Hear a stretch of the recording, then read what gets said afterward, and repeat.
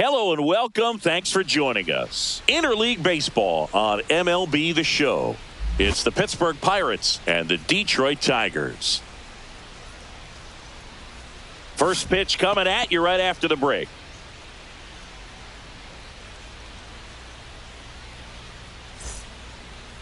First pitch moments away. On the hill here today, Tarek Skubal. Try to stay back for that power changeup. Speed differential between the fastball and the changeup is huge. Hitters, they have a hard time staying back. All right, ready to get underway. Here's Tommy Pham. Tommy Pham.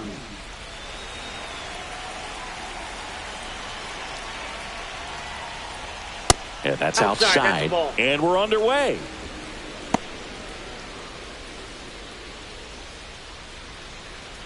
First pitch, 1 o'clock. And that's in for a strike. Man, that pitch was dotted. So much talent on display when this guy's out there on the hill. Swing and a miss. Going to count 1 and 2. 1 ball, 2 strikes.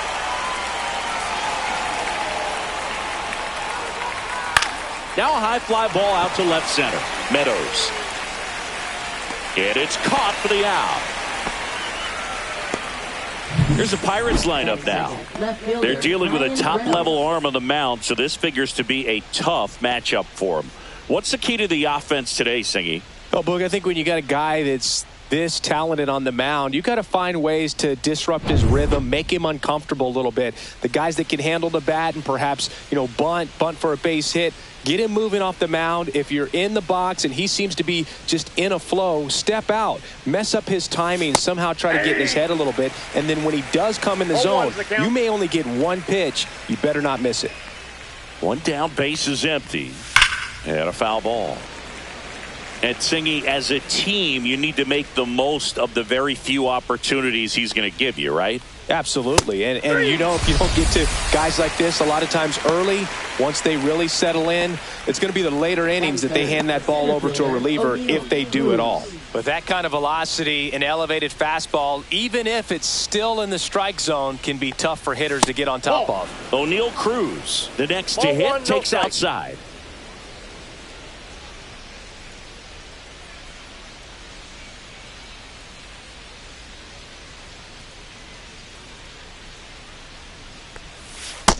Ball 2.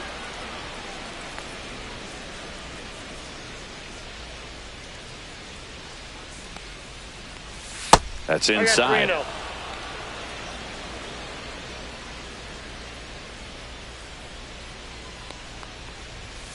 Hey!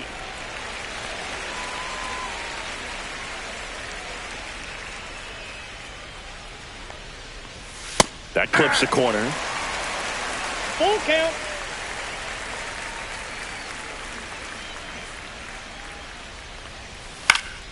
Swinging a foul ball at the plate. They'll do it again.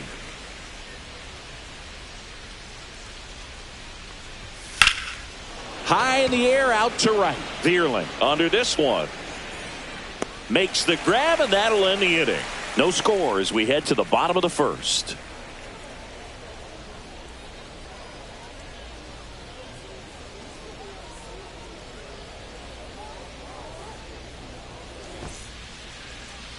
And we're back. And on the hill in this one, Paul Skeens. Well, he comes at hitters with a 5-pitch mix, so for him, it's always interesting to see how he utilizes those weapons. He may lean on 1 or 2 pitches depending on how things are going and how things are working, but if he can control 4 or even 5 of those offerings, look out, hitters. It's going to be a tough day. He's really going to be able to keep those guys off balance. Parker Meadows 0-1. leading things off and takes a strike.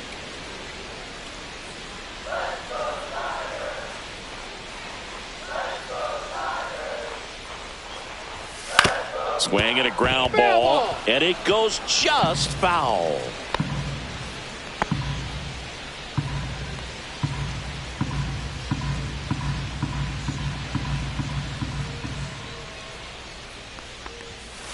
Ball. 1 ball, 2 strikes to count.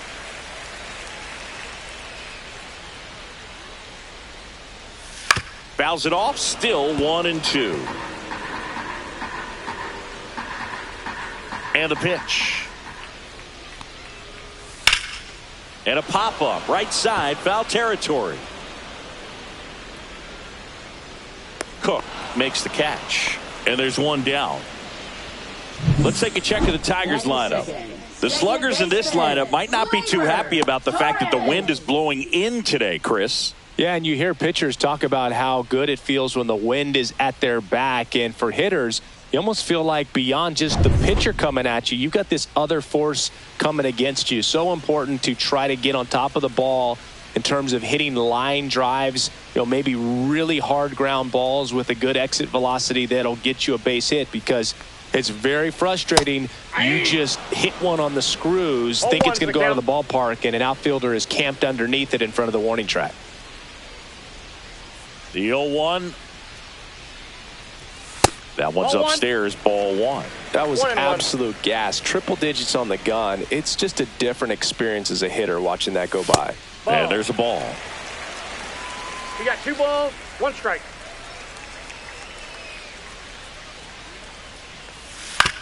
Out to short, Connor Falefa. Low throw, and he can't pick it.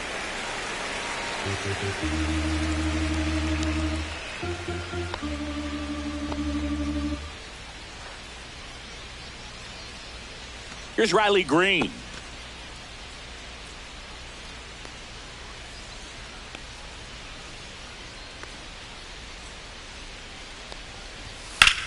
And that one is lifted in the air. Pham makes the grab, and there's 2 gone.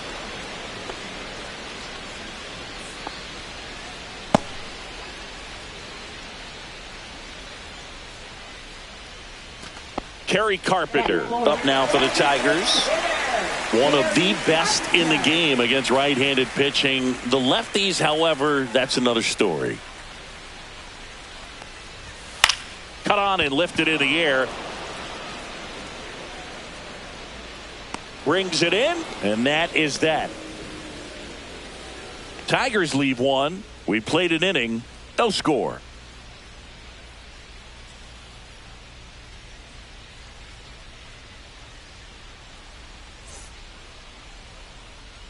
Back at Comerica Park, all set for the start of the inning. And now it's Andrew McCutchen. Singy, is this more common today? Guys really only succeeding against pitchers throwing from a specific side? I think it's because you just don't get a very long trial period anymore. I mean, with the analytics and the numbers, teams are looking for instant success with the lineups that they construct. So if you don't figure it out quickly against certain types of pitchers, you're just not going to get those opportunities. Batting fifth, catcher Joey Bart. This is Joey Bart. Skubal goes 6 feet 3 inches, 240 pounds, and of course has a Cy Young to his credit. First pitch just misses. Boog, he never moved because he never had time to. But that kind of velocity, you'd prefer that pitcher work away. Pitch misses, and the count is 2-0. Gary Simmons has the plate duty in this one. Well, with Simmons, it's not always your standard strike zone, Boog. It kind of gives a little extra in some parts of the zone and then can be tighter in others. But I think the important thing is he doesn't get labeled as inconsistent, so you got to stay ready up there.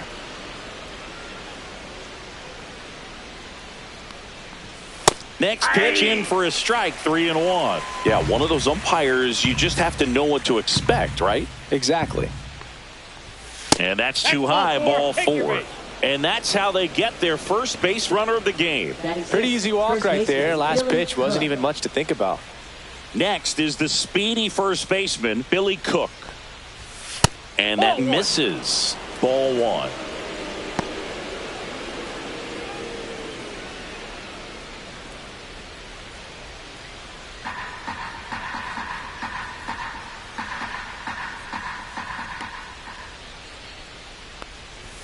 That one missed. What's a good pitch there. Really had some run and finished a little up and in just on the edge. And that's one of those, if you swing at it, you had a broken bat as you jog back to the dugout.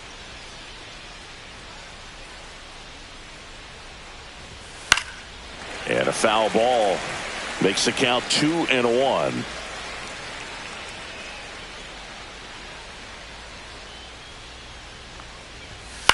Foul ball there. Bart stands at first with one out.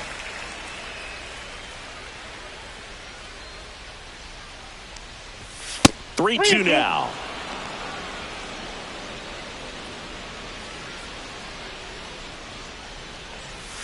Cuts and misses. It's a strikeout.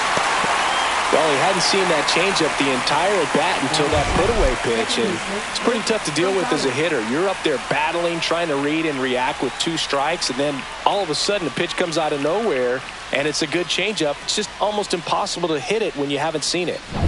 Nick Gonzalez, the next to hit.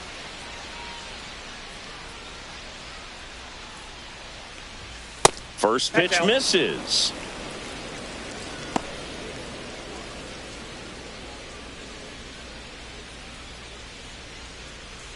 No score here in the second. And that's off the outside edge. And that's ball 2.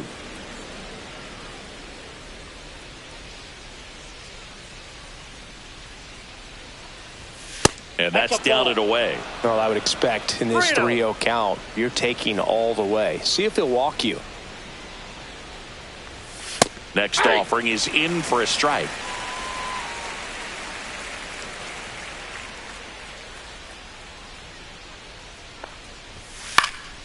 And a foul ball.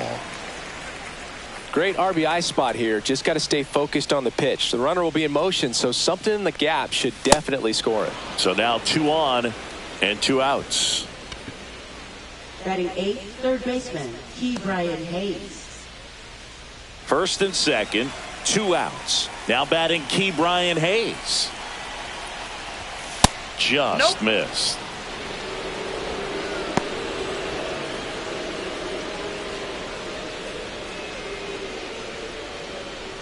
First and second, 2 down. Here at the top of the second. Fastball for a strike.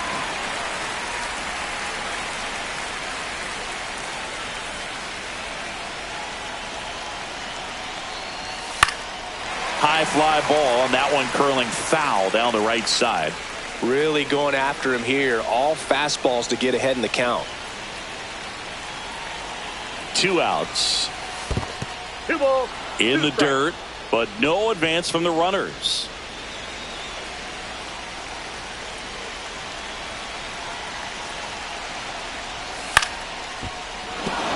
Base hit! Runner at third puts on the brakes. Base is now loaded with 2 away. Now, just a nice job coming through in a pretty high leverage spot right there. Nice job of driving that pitch the other way on a line. You know, hitters, they take so many reps in the cages working on going to the opposite field, and it doesn't always translate into the game, but right there it did, and he did it perfectly. Here is Isaiah Kiner-Falefa way inside.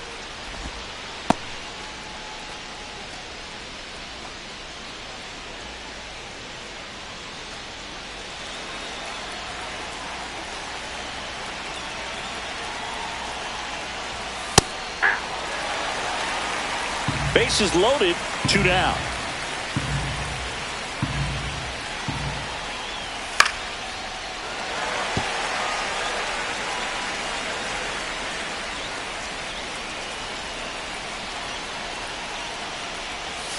The changeup missing. 2-2. Recognize that changeup right out of the hand. Just spit on it.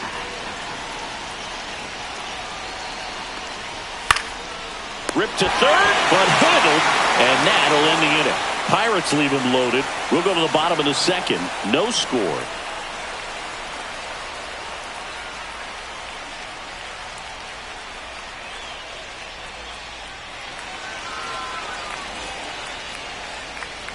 Bottom half of inning number 2, and now the right fielder, Matt Vierling. Skeens back to work.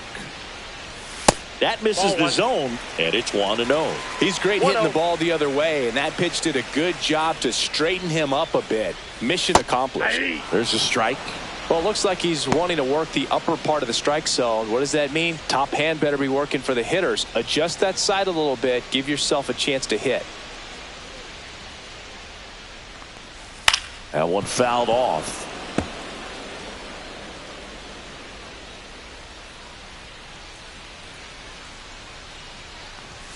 Swing and a miss. Got him to go up the ladder for the K. Thought it was a pretty good pitch. Top of the strike zone. We're seeing more fastballs in that location. Hitters, especially with 2 strikes, have to be ready to pull the trigger. And now the first baseman, Colt Keith.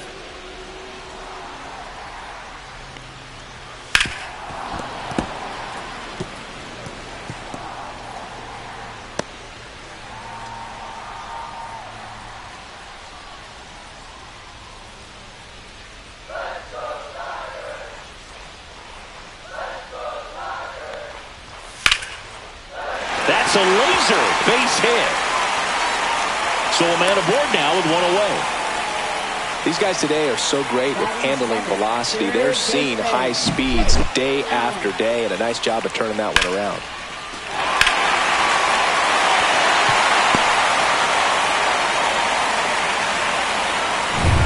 So digging in, Jace Young.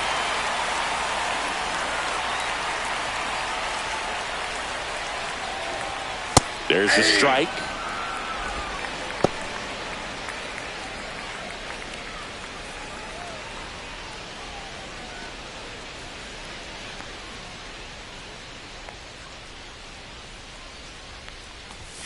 And that's downstairs. And that's ball 1. 1 strike.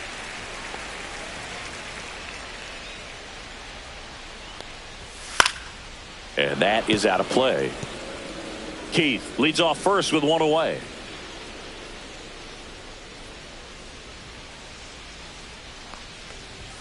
That misses the zone, outside. and it's 2-2.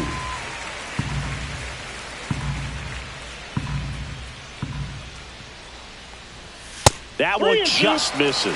Really good take, especially with 2 strikes.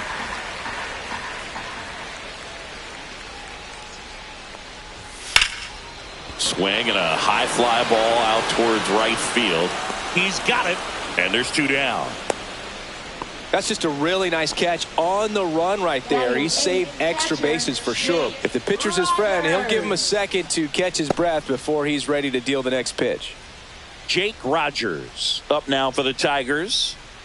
And Chris, his big strength is defense, but it is interesting in today's world of baseball compared to when you played, a good defensive catcher is considered differently. Whatever you get offensively is a bonus, but he's got to put the fingers down. He's got to present pitches to the umpire. They're going to help his pitcher get more strikes.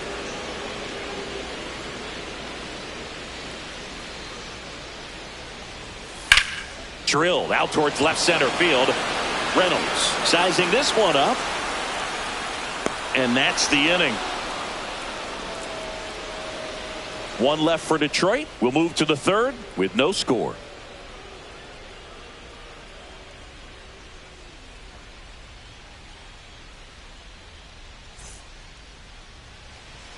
New inning getting started. Now it's the right fielder, Tommy Pham.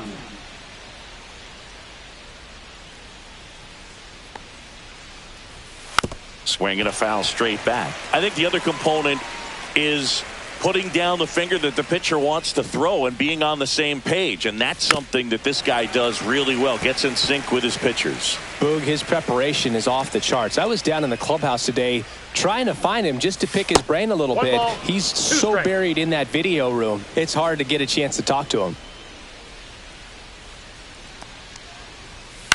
That one the other way. Dunks one in. Base hit. So a runner aboard to start the inning. Well, that certainly feels good when you can win the at-bat after being down in the count, up against it with 2 strikes right there. There are a lot of nicknames people have attached to hits like that. Blooper, flare, duck snort, lawn dart, etc. But whatever you want to call it, it's a knot. And those are the ones that'll make you smile as a hitter just about every time. Reynolds stands in now and watches strike 1.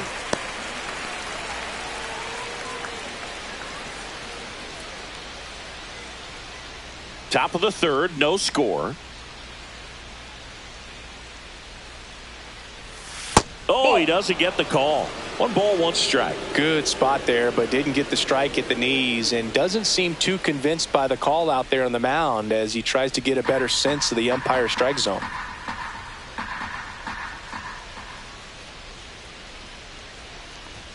Fastball in for a strike, and it's 1-2.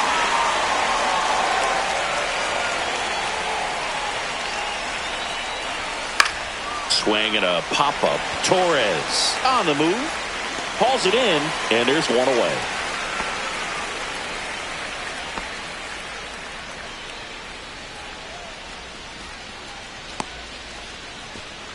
Here's O'Neal Cruz. Flied to right his first time. He's someone that you might not describe as having elite level speed, but he can absolutely move, and it is a factor in his game.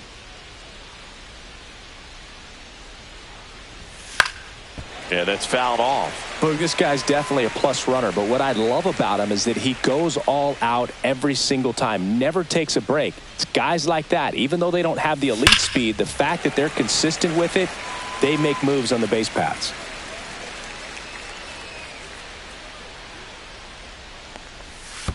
One ball. This one in the dirt. Not in time. He's safe. And now a man into scoring position. Well, that right there erases the chance at the inning-ending double play. So good job on the bases to move up on the wild pitch. Changes the outlook of the inning in a pretty big way.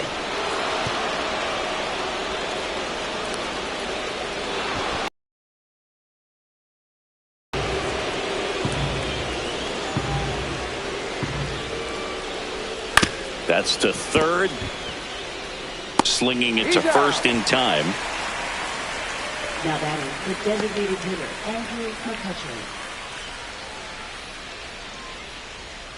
So the go-ahead run in scoring position. The batter now, Andrew McCutcheon. First time up was a pop-out. And the pitch a little bit low, ball one. Ball one, no strike. Runner at second, 2 down. We're here in the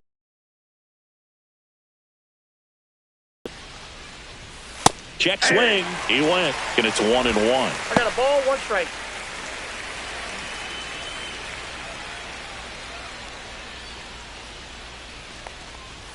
Swings through that. They can live up in the zone all game if hitters will chase it. That's just too much velocity. Hitters got to look down in the zone.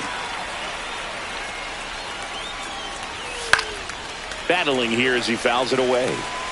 Runner at second, 2 down. A healthy cut. Tough pitch at 98, but a really good pass at the ball.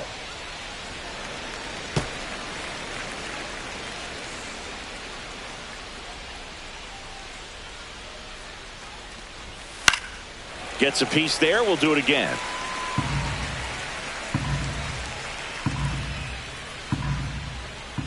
Man on second, 2 down. That just misses. And now 2 balls and 2 strikes.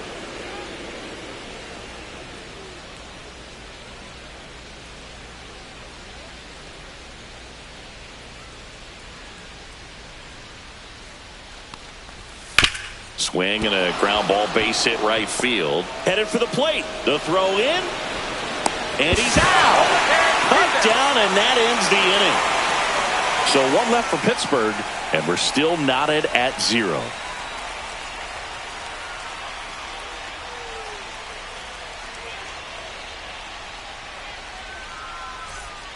And welcome back to the ballpark. Bottom of the inning. Here's the shortstop at the plate, Trey Sweeney. And a strike right through there. That one at triple digits.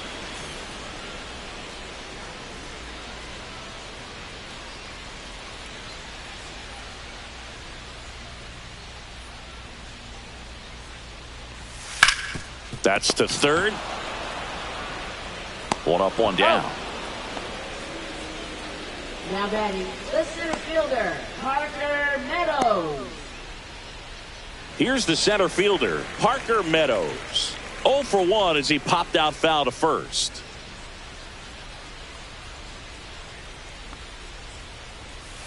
And that one is downstairs. 1-0. Counts 1-0.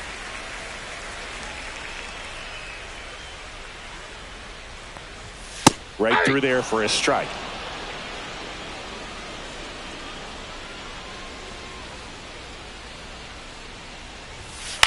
On the ground to the left.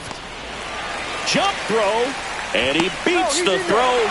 shows off the wheels right there, an infield single. The effort was there with the jump throw. You gotta love it, but it just wasn't in time. Still a really impressive play just to get to that ball and make it close at first, and not every shortstop can even make that play.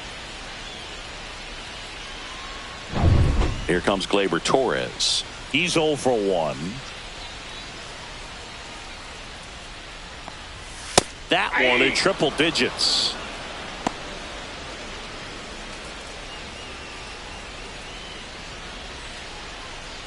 Meadows at first, one gone.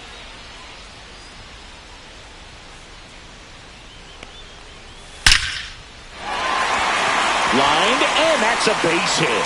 Throw into third, and the throw's offline, safe at third. Back-to-back singles. Other than ripping one into the gap or blasting one over the wall, there aren't a whole lot of hits that are more satisfying than a nice line drive in the center field, so that definitely felt good. Runner in scoring position now, and a good opportunity to push across the first run of the ballgame. Runners at the corners here, one away. Here's the left fielder, Riley Green. On the ground to third, makes a sliding stop. The feed for one. To first, not in time. Great effort there. I promise you, there are guys that get a little bit faster when they can smell an RBI. That was a possible inning-ending double play. Great hustle, and he gets rewarded with the RBI because of it.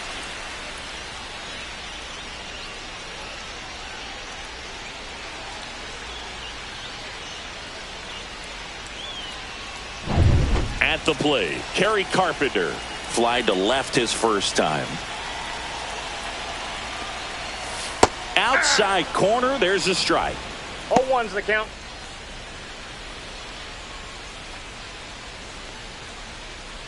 One run across in the frame so far here in the last half of the third. And ball one. 1-1.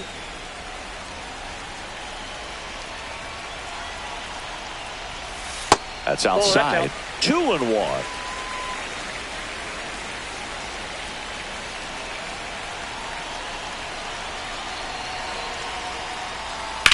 Puts it in the air out towards left center.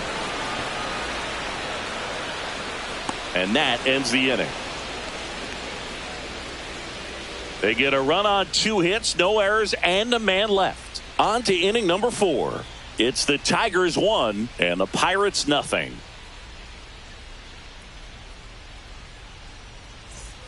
Back here in Detroit, there's Joey Bart now. Joey Bart.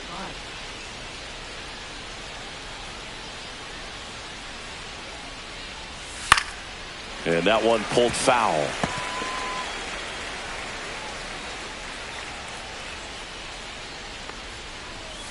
Ground ball left side and foul ball.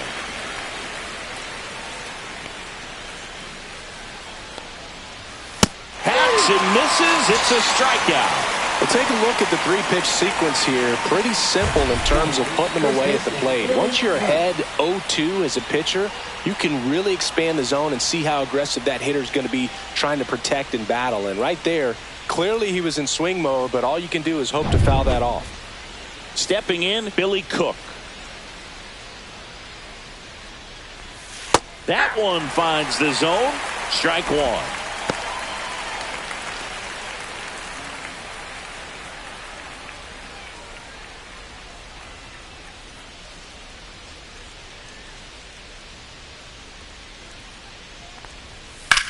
Drilled in the air out towards right center. Meadows on the move to the alley. Makes the grab. And a couple of quick outs. Every day during batting practice, these outfielders get about 10 minutes of balls in the gaps. They practice this, and when the game comes, they make the play perfectly. Gonzalez takes a ball as he stands in for the second time. 2 outs, base is empty. And that's hammered into right field. That's a base hit.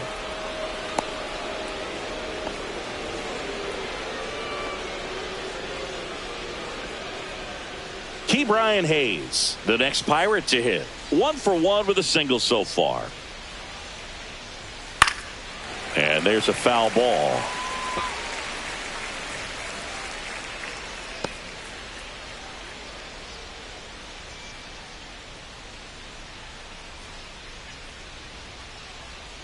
Two outs.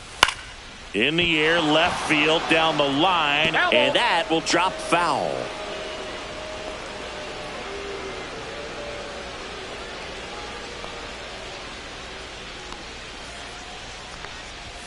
Up and in, and a count 1-2.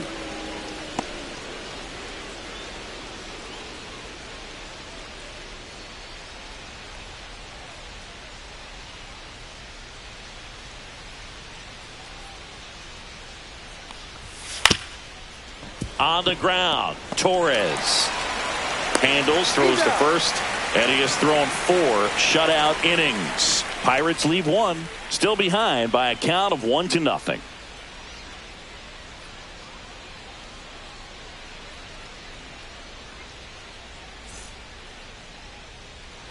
And we're back. And now the right fielder, Matt Vierling. Right fielder, Matt Vierling.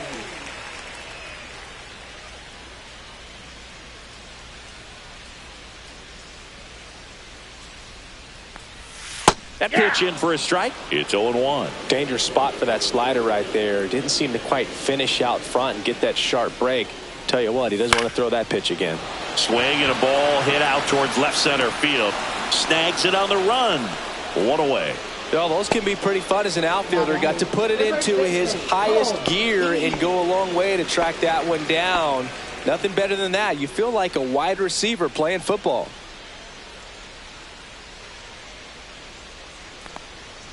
Bunting for a hit. He pops it up. Throws to first. They get him, but it was pretty close. Well, I'm pretty sure he took a look around the infield to see where they were playing before laying that one down. And everyone is playing back. You assume that's going to be a pretty easy knock, but he just couldn't put it down in the right spot to allow him to beat that out. Maybe the right idea, but he just couldn't pull it off. Young in the box now. No balls and a strike. For a strike. 0-2 now. This guy's not wasting any pitches. Hitters got to get into swing mode. This is a good time to expand the zone. Sit down and he makes the catch. And the inning is over.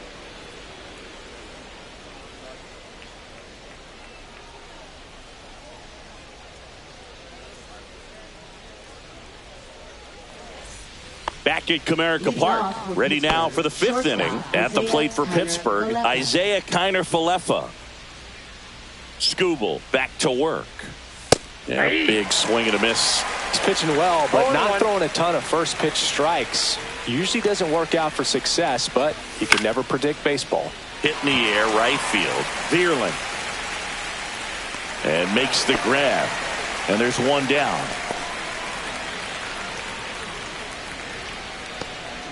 So the batting order turns over. And now Tommy Pham, 1 for 2.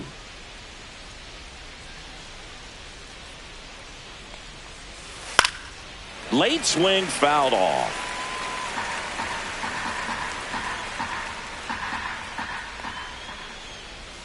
Swing and a miss. No ball, 2 strikes.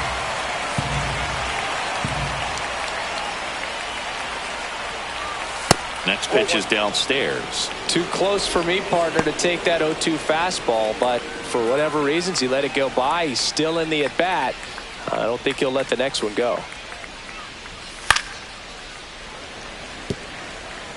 One out, bases empty. I wouldn't throw him another breaking ball. Try to go again with the fastball, slightly elevated. He just is having a hard time catching up. Got him swinging. He's locked in at the plate when he's using the whole field. He was out in front there. Just needs to let the ball travel a little more, and his timing will be back on track. Good pitch for the strikeout. Brian Reynolds here. A switch hitter batting right. Not close with that one. Ball 1.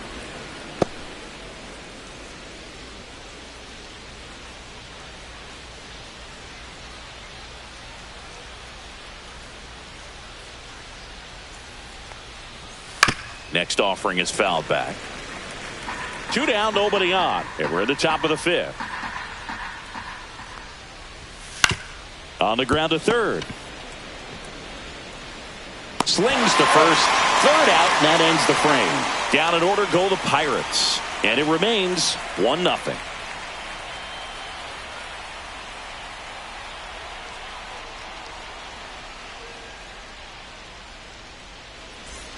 And welcome back to the ballpark. We head to the bottom of the fifth. Now here's the Detroit catcher, Jake Rogers.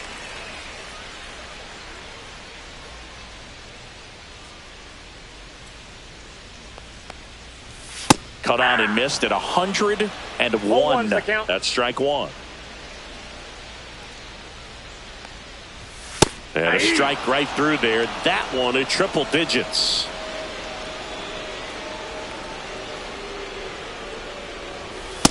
One ball, two strikes. That's a really good job of laying off the 0-2 high fastball. Is going to make that pitcher really have to respect this hitter, even though he's behind in the count.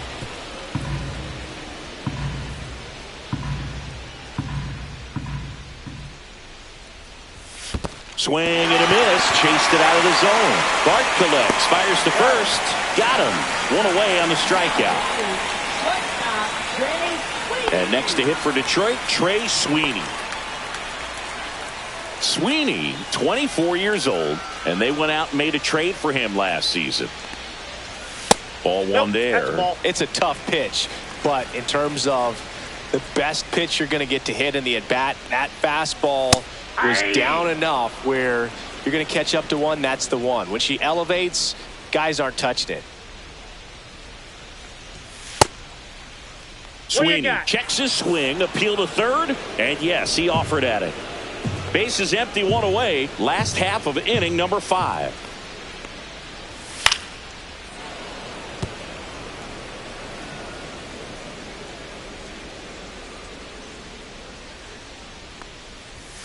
And that is downstairs. And the count now even up.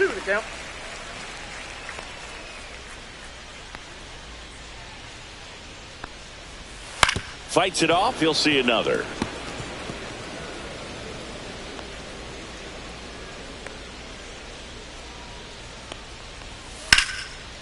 Line drive, and that should be extra bases. Makes the turn and heads for second. Not stopping, he's going for 3. The relay throw. Pulls him off the bag, and he's safe. Gotta love the resiliency he showed in that at bat, battling with 2 strikes. This is why hitters work so hard on driving the ball gap to gap in batting practice. There's a lot of room out there. If you can rip one into that open space, it usually means extra bases.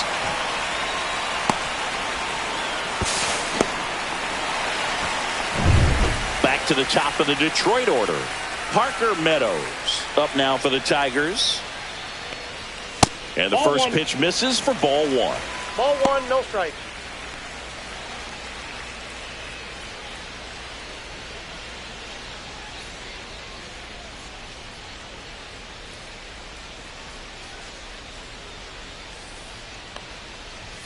And another ball.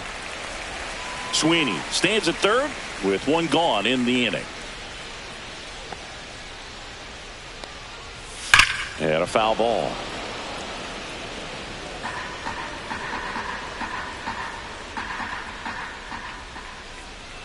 The 2-1. Hard grounder into the outfield for a knock.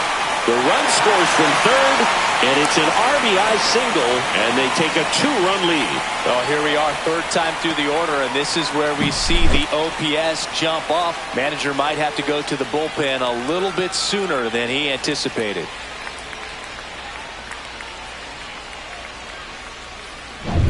Here is Gleyber Torres.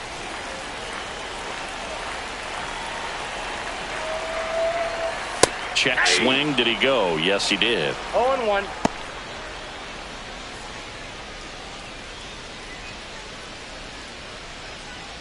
Man at first, 1 away.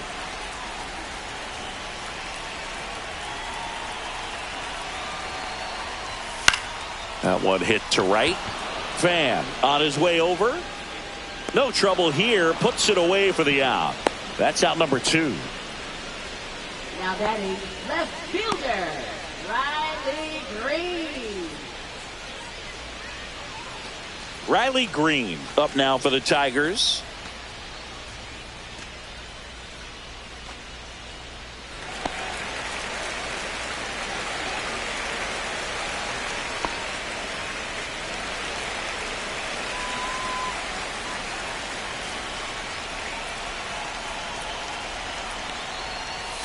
Swing and a miss, and 102 on the radar gun.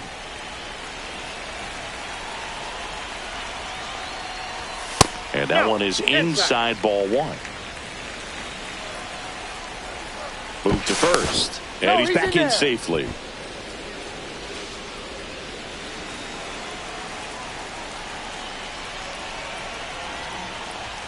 Next pitch in for a strike. And the count 1-2.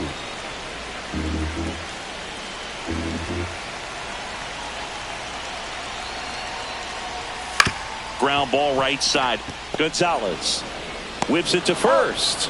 An acrobatic play to end the inning. But they pick up one run on the RBI single, and it's 2-zip. It's Major League Baseball, and it's on the show.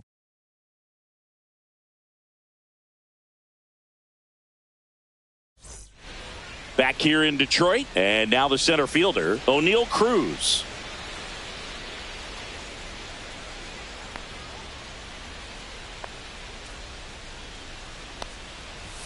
First pitch swinging. You know, these Pirates showing great discipline at the plate, and patience definitely seems to be the name of their game in this one. Starter's leash has to be getting tighter with his pitch count where it is, but so far he's been really effective in this one. That one finds the zone. That is strike two. You know, sometimes it just takes getting to the bullpen in order to be able to score runs, and that might be the case today. That one a little bit high, and the count is 1-2.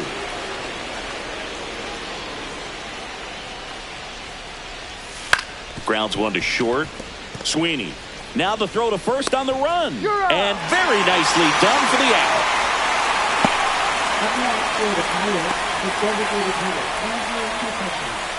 Here's McCutchen.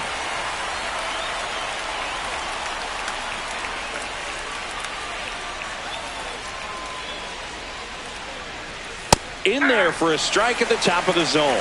Looked pretty good as far as being in the strike zone, but I'm sure as a hitter, not too good with where it was located. Very top of the strike zone, middle away. The Tigers leading by 2, and we're the top half of the 6th. Pretty good pitch there to take a rip at. He wants to get his arms extended. He likes the ball away from him a little bit, just not able to square it up. A little bit low. Now 1-2. Tough to take a two-strike changeup that just missed. I think it froze him. Just missing there. And the count is even 2-2. Well, I think he's trying to get a feel for where that one missed. I mean, it could have gone either way, but he looked a little shocked for a second there. One down, base is empty. Spoils that one, and it remains 2-2. The pitch to McCutchen. Gets a piece and stays alive. Good battle here. About to be the 8th pitch of the at-bat. Stays alive.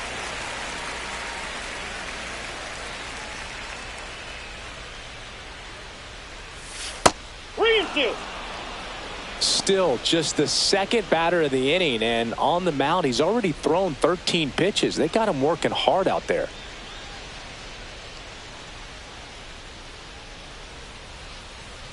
And that's ball 4. It wasn't easy, but he earned that walk after a long at-bat.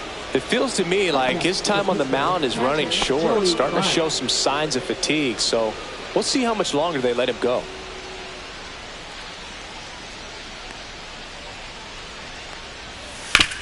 On the ground, could be 2. Young tossed to second. Double play. They can't seem to break through. Inning over. Make it 6 shutout innings for him out there now. It's the Tigers 2 and the Pirates nothing.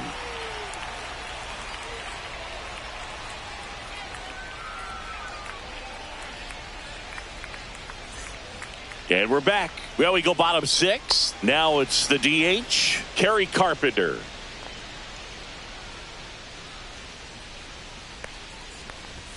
Looked like it was a little bit up. Movement in the bullpen. Caleb Ferguson up and loosening in the pen. Majinski, the right-hander, also getting loose.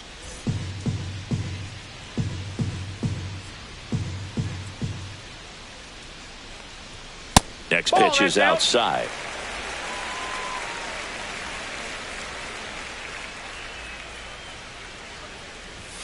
That's a strike.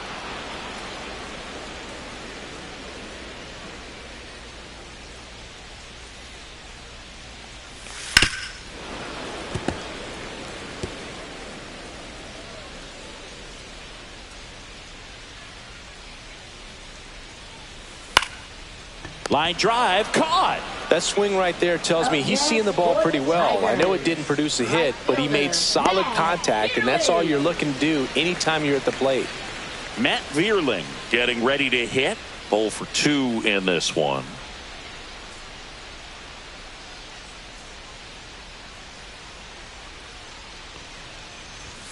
Pitch misses inside. Ball 1.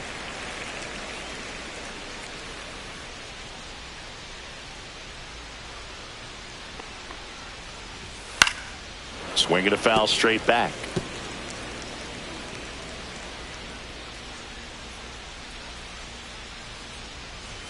Swing and a miss. That one at 1-0-1. Yeah, I don't think anyone's got good numbers swinging at pitches in that location. That missed by a lot. 2-2.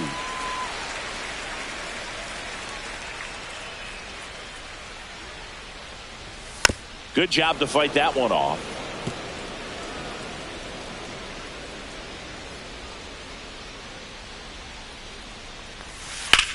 On the ground right side. 2 up, 2 down.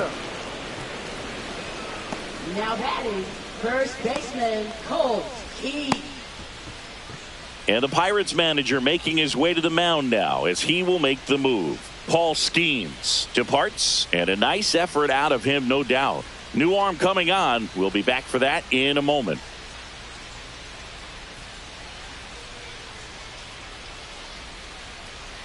Now pitching for Caleb Pittsburgh. Ferguson takes over on the mound. And they felt it was time to bring on a left-handed reliever from the pen with the lefty hitter coming up. I think it's a good move. I know I never liked when opposing teams did that to me.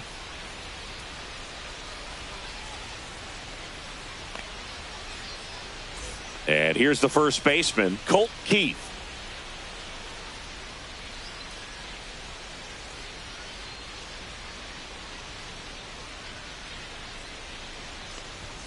First pitch doesn't find the zone.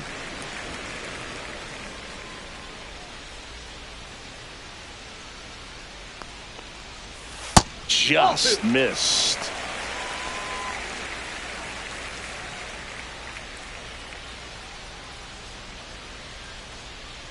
Two down, nobody on. Just missed. So definitely a little wild right out of the gate. Well, it could be a little tough coming from the bullpen mound to this mound, but you've got to find a way to get ahead in the count quickly. He hasn't. We'll see how this at bat turns out. And there's the strike.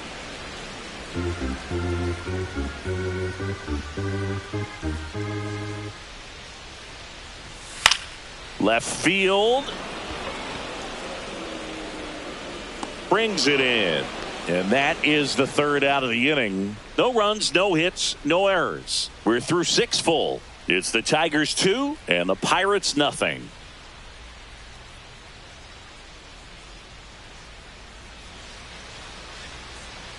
Now pitching. So the Tigers get a new arm from the pen. Will Number Vest. 19. And we all know about his slider. It's just filthy, man. And one of the better ones in the game, I'd say. Spin rate's very high, and it just breaks a ton.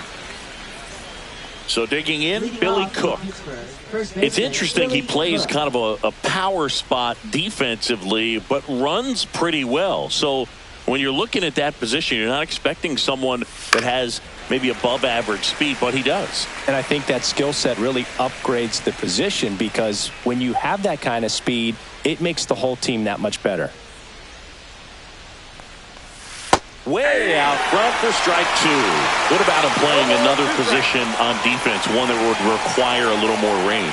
Absolutely. And I think if push came to shove where they had to make a move during a game, it'd surprise a lot of people. You might even be able to put him in center field. A big first out here in the 7th via the punch out. Yeah, it just does so much to change the outlook of an important inning like this. When you got the leadoff hitter, so critical in setting the table when you got a tight game like this. So a strikeout really puts them on their heels. So next to the plate for Pittsburgh, Nick Gonzalez. A walk, and he's also singled. Outside low, and it's 1-0.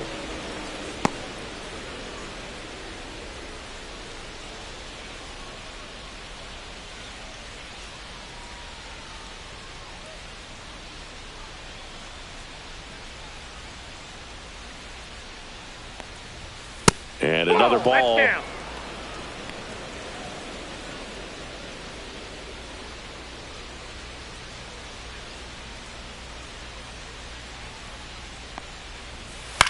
In the air out to center. And that'll fall for a base hit. And that'll bring the tying run to the plate. Look, I don't think that pitch would have been called a strike, but he did such a nice job of pulling his hands tight to the body and just getting enough of the barrel on it to be hard enough back up the middle for a knock. One gone, runner at first. Up next for the Pirates, Brian Hayes. And that one just misses. A ball and no strikes.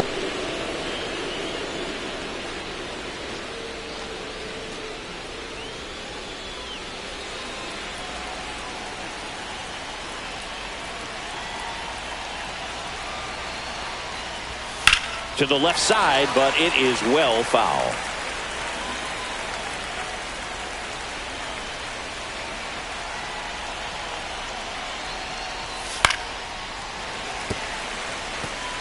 With 2 strikes, may see some movement over there at first base, trying to stay out of the double play right here. Grounder might be 2. To second for 1. Double play. They can't seem to break through. Inning over. Well, the second baseman made that one look easy. Great feed to the shortstop. Shortstop completes the play. They get out of a jam, and they end the inning.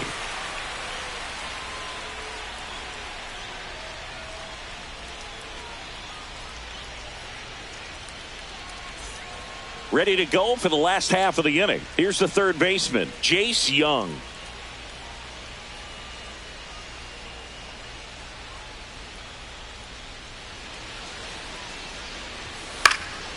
This one popped up. Connor Falefa squeezes it. One down. That was a good pitch to hit right down the heart of the plate. Had pretty good timing on it. Just got underneath it a little bit and popped it up. Jake Rogers up now for the Tigers.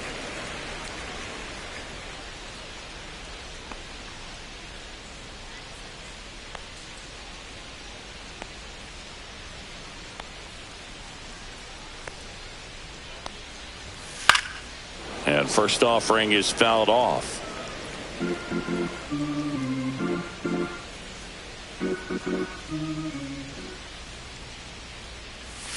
And it's fouled away.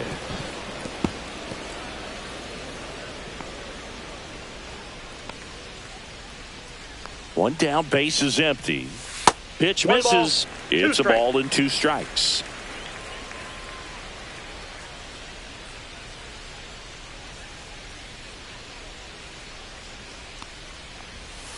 That's down and in.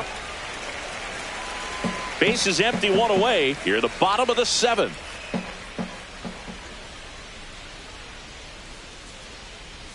Next pitch inside, and now it's 3-2.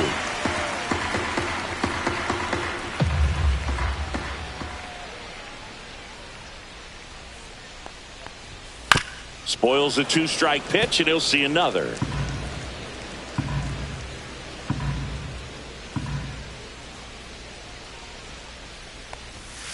And down on strikes he goes. 2 down. Frustrating end to the at-bat for the hitter, and I'm sure that's going to sit on him for a little while. You want to be ready to hit the fastball. Sometimes you can overthink things, and I think that was the case right there. Trey Sweeney now at the plate.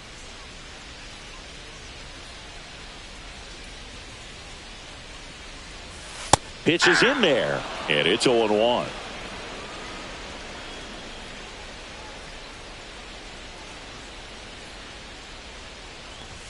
Just missed.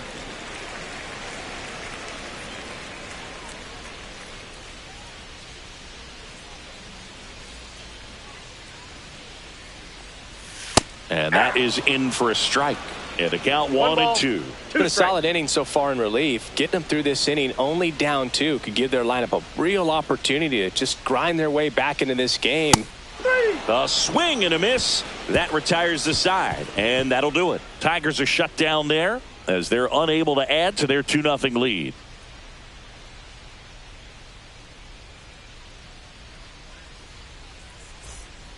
New pitcher for the Tigers, Jason Foley. Well, the best relievers love the opportunity to come in and protect a tight lead late in the ball game. Some of them are just wired different, so we'll see what he's got here. Isaiah Kiner-Falefa up to the plate. Shortstop, Isaiah Kiner-Falefa.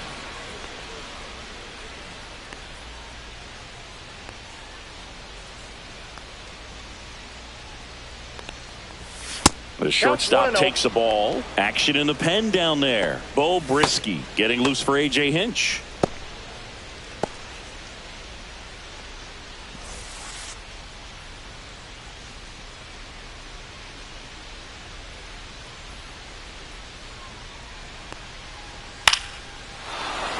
Liner, base hit. And a good start to the inning. Now batting, right fielder. Solid swing from start to end. On time with everything. Really good balance. Nice extension. And he met it out front for the line drive knock. Now it's the right fielder, Tommy Pham. 1 for 3.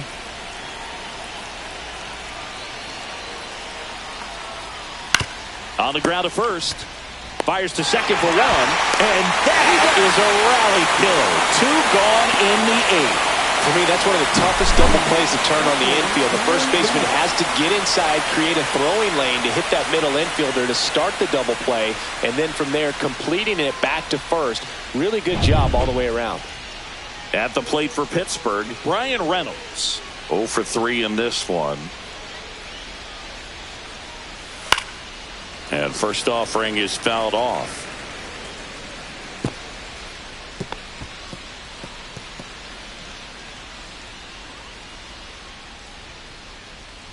Two down, nobody on. And we're in the top of the 8th.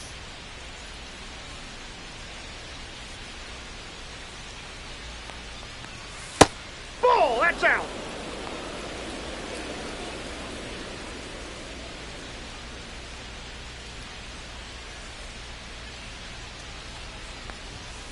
So a foul ball makes it 1-2.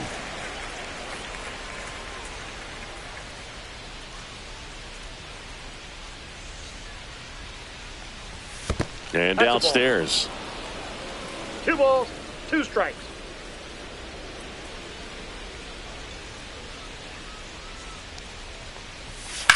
Swing and a ground ball. And that's just foul.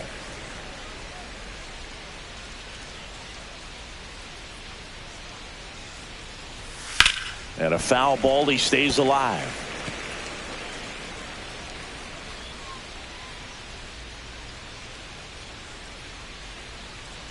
Two outs.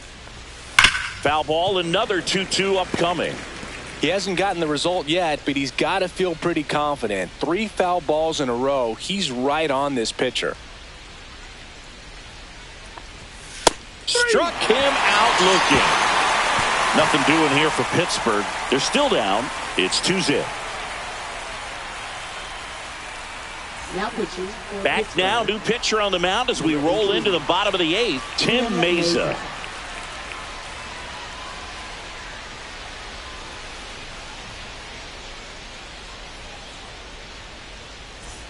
And here's the Tiger leadoff man, Parker Meadows.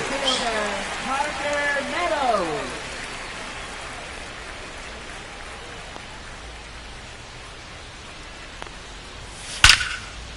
Liner caught at second.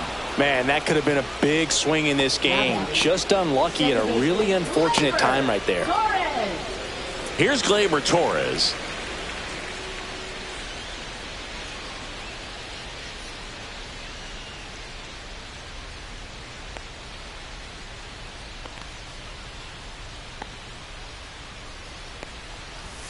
And that one is in for a strike. Bullpen action for the Pirates. Kyle Nicholas loosening up in case he's called upon by Derek Shelton.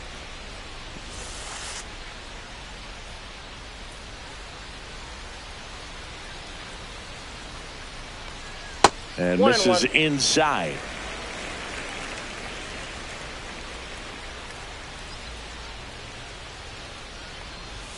Just missed.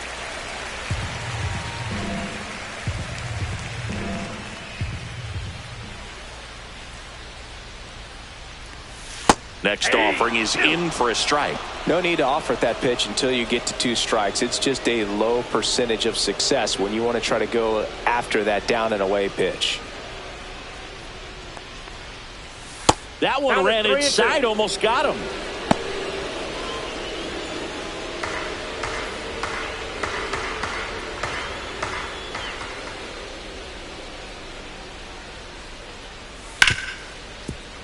Oh, can't pick it up cleanly. Still manages a throw, and they get the out. Good recovery. Wasn't easy following the misplay. Riley Green. 2 outs, base is empty. Riley Green up now for the Tigers.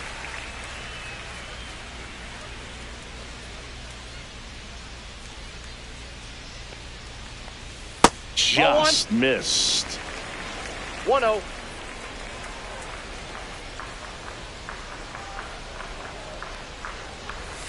That one missing inside. Now you get to this part of the order. Yeah, there's some pop there, but more likely there's some base hits. So very important to be patient. Let the pitcher walk you if he will. Check swing, and he held up.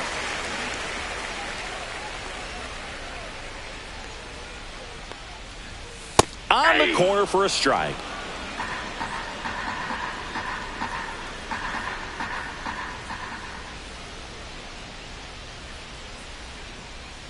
And he walked him. Nope, that's ball 4.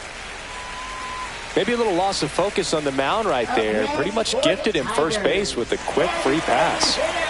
Kerry Carpenter up now for the Tigers.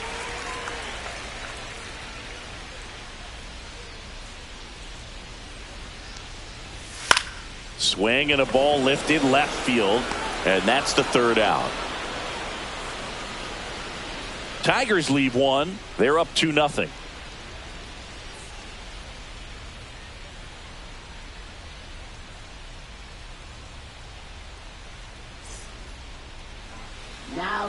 We're back, and on the mound is the closer, Bo Brisky. Well, he's the guy they hope to turn to out of the pen to lock down wins. So this game has gone to plan, more or less. Let's see if he can wrap it up here. So digging in, O'Neal Cruz.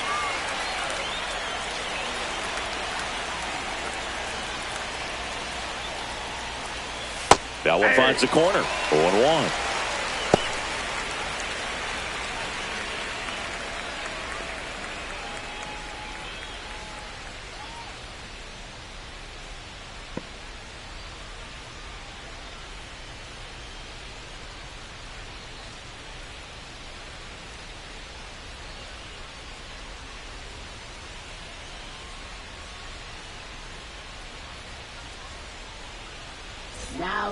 Tyler Holton is forced to the mound after the injury.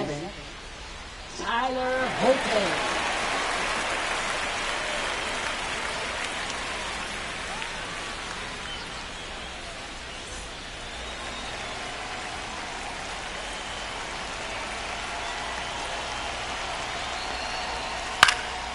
This to center field. Sweeney grabs it on the run. Yeah, that's a tough play for the infielder, ranging back into the outfield. There's part of him that's saying, hey, where you at, outfielder? Call me off. But he stayed focused and made a nice catch right there. He's 2 outs away. Here's Andrew McCutchen to hit. And that's in for a strike. 0-1.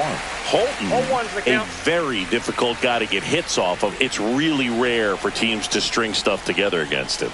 He wins every pitch, and for a hitter, sometimes a victory is just fouling off one of his pitches. Unless he beats himself, somehow can't find it, doesn't have the control command that day, you can pretty much forget about it.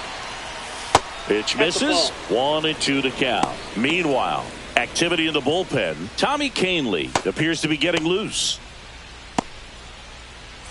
Base is empty, 1 away here at the top of the 9th.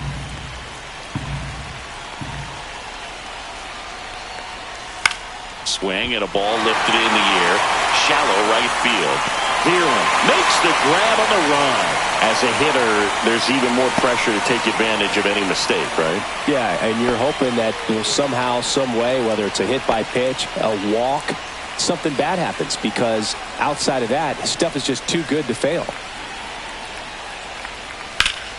And first offering is fouled off.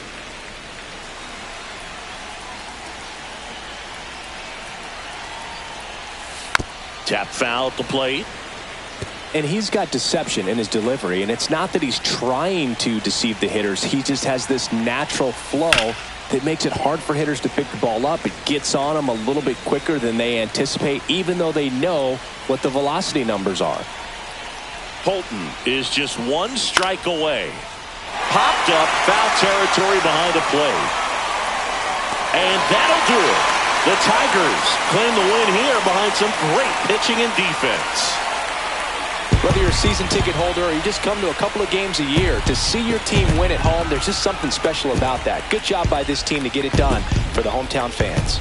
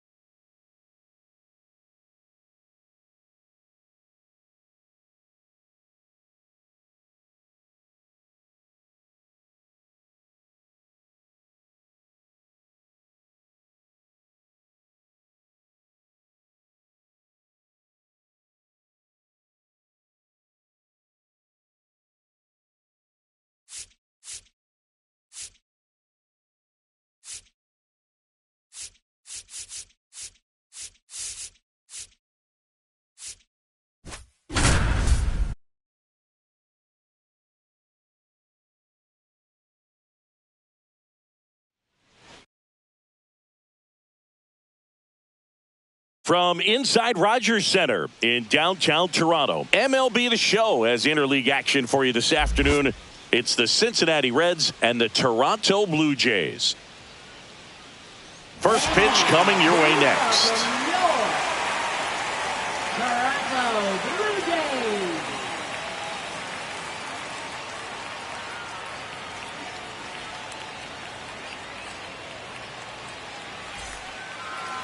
Just about ready to go and towing the slab, Kevin Gossman. 4-pitch guy. He's got some options to work with in terms of keeping hitters off balance. So we'll see how he decides to utilize those weapons through this start here, and whether or not he's able to mix them all in early, or if he wants to hold something back a little bit later, maybe second, third time through the order, and give them something they haven't seen. It's tough when you know a guy's got that in his back pocket. As a hitter, you really have to stay on your toes.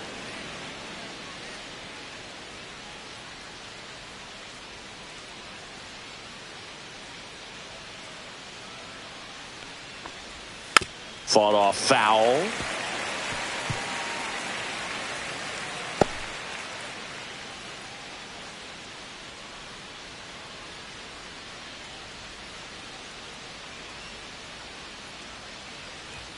Got him to chase one above the zone there.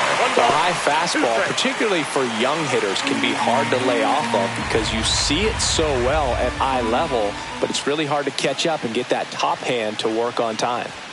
Outside low. It's 2-2.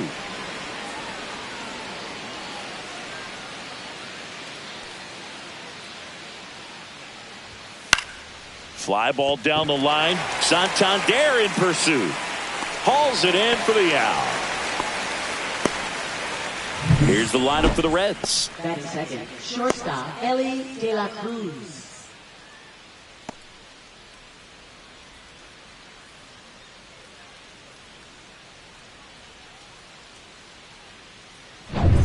So up next, Ellie De La Cruz.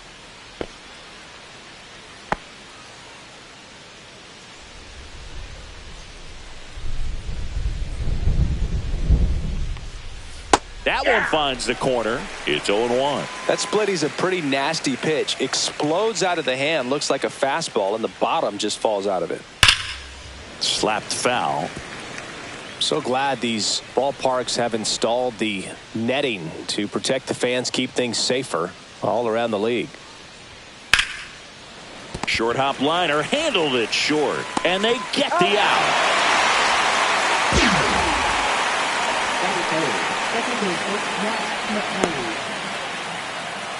Two down, bases empty. Matt McClain, the next to hit for the Reds.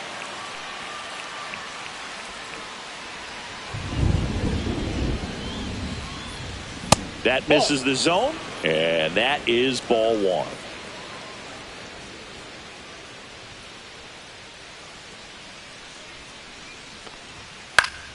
Swinging a foul, pushed off to the right, and that will get out of play.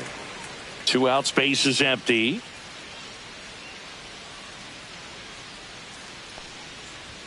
And that's off the plate. The inside edge, and it's 2-1.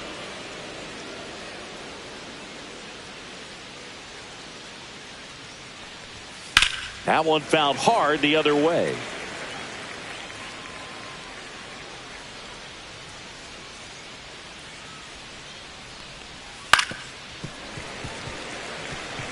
That wasn't an easy pitch to hit. It's much easier to do damage against mistakes, but that's not what that pitch was.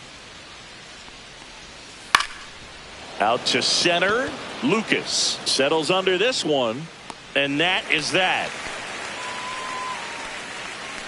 Half inning complete. We've got no score.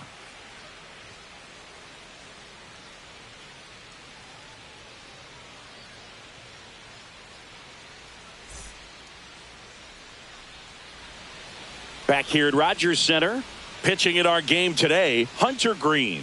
What do you have on him? Power pitcher. He's going to speed you up with the fastball velocity, and out of his hand will explode the breaking ball. Very difficult for hitters to keep that front side closed and hit the ball the other way, because they know if they're not ready to pull the trigger, the fastball will beat them. And here's the veteran outfielder, George Springer.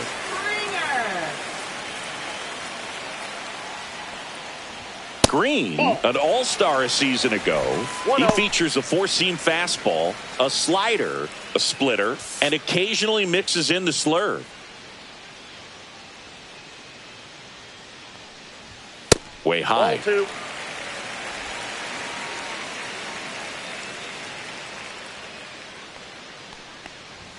And that's way high. Ball three.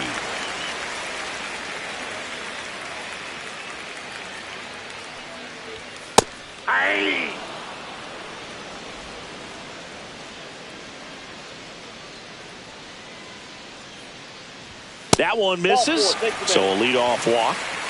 Well, he tried to nibble right there and just missed his spot. Hitter didn't offer at it. Now he has somebody to worry about over at first. Bo Bichette up to the dish. That one ripped. And that's a base hit. Lead runner holds up. They're at first and second with nobody out. Well, that started and ended pretty quickly. No messing around right there. Everything was on time and fluid in that swing. Got a pitch you could get the barrel on and lined it into center for the knock. Those always feel good. First and second, no outs. Anthony Santander next up for the Blue Jays. In there at the knees. That's strike one.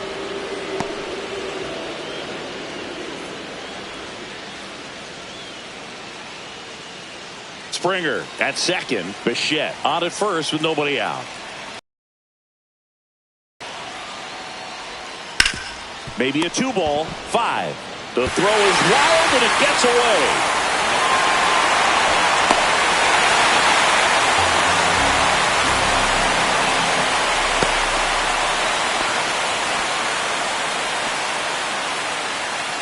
Vladimir Guerrero Jr. now.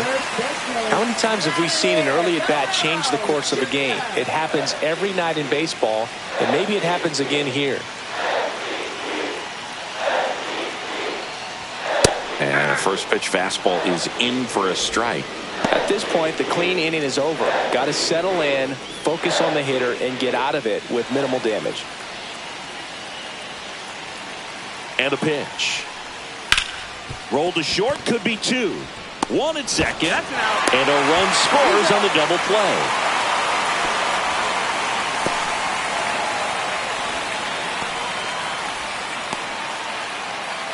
And next for Toronto, Will Wagner. Will Wagner.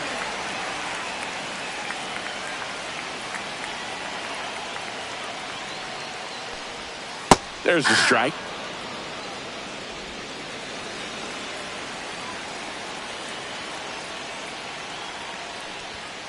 Ball, that's too high.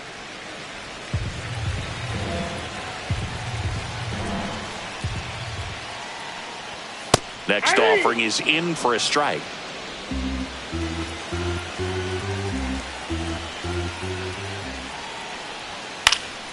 And they'll do it again.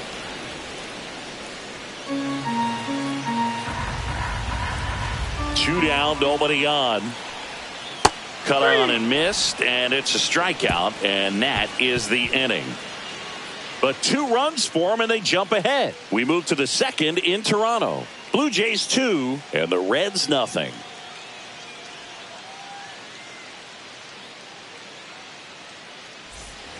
Second inning set to go. Here's the Reds catcher, Tyler Stevenson.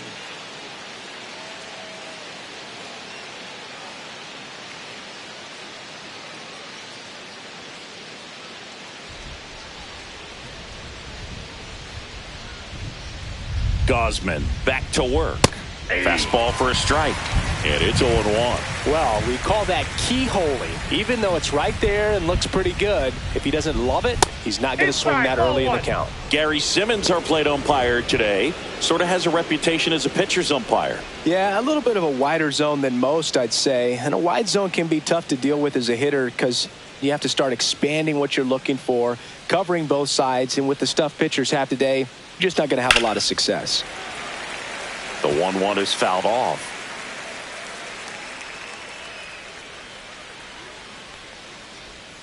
That one way outside. Now 2-2.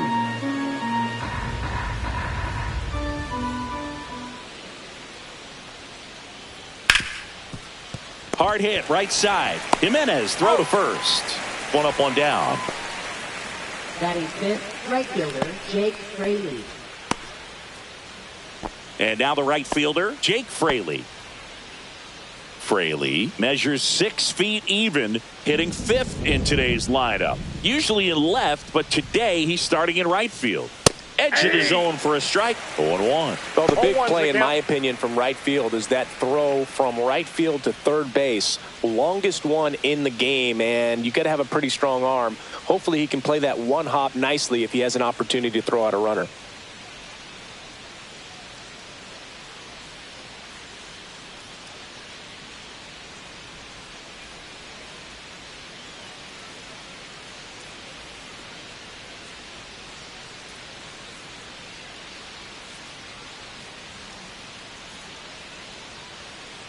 Now pitching. Yariel Blue Jays. Rodriguez. Ready or not, in the game now after the injury. He's into the game with the bases empty.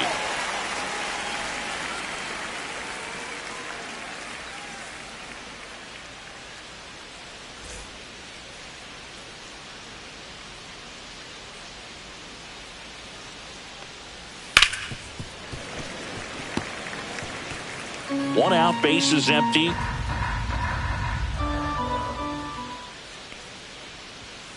Goes down looking for the strikeout. Couldn't pull the trigger on the fastball at the knees. Wow, that's a tough call for the hitter, but the pitcher will take that all day long.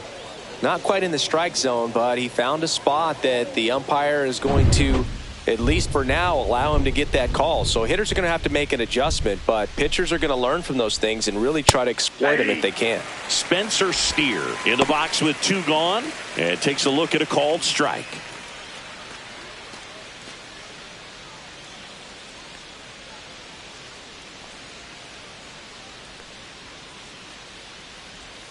A swing and a miss as he chases way out of the zone.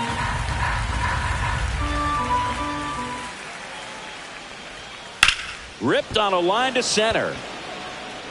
Brings it in for the 3rd out. And 1, 2, 3 go the Reds. They trail it here 2-0.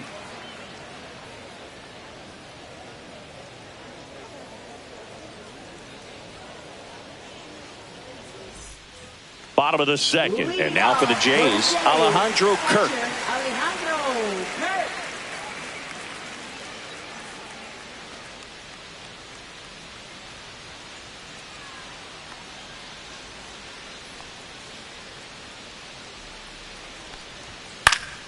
Swing and a pop-up, foul at a play off to the right side. That'll find the stands.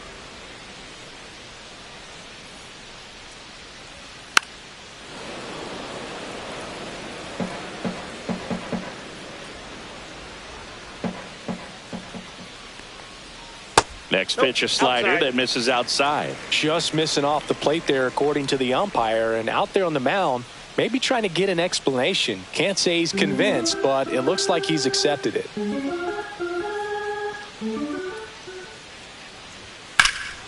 Swing and a high fly ball in the air left field. Hayes makes the grab, and there's one down. Batting 7th, second baseman, Andres Jimenez. Here's Andres Jimenez.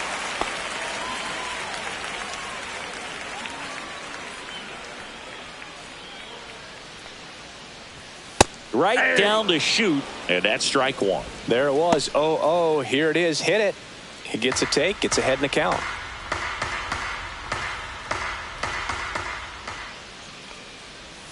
And that one missing inside, a sharp slider.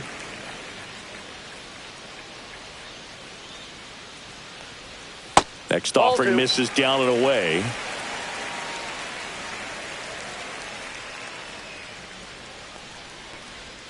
Outside with a breaking ball. Last couple of pitches breaking balls away. I think he's going to have to come firm inside to be able to open up that location if he wants to go back there later in this count. One down, base is empty. This one in the air, center field. Friedel in position. Puts it away for the out. And there's 2 down. Batting 8th, third baseman, Ernie. 2 outs, base is empty. Now the third baseman, Ernie Clement.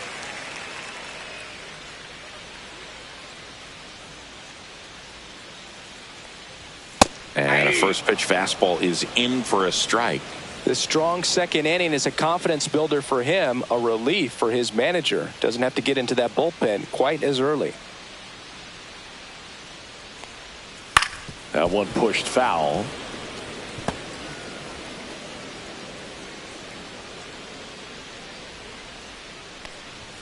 Next offering upstairs. 1 ball, 2 strikes to count.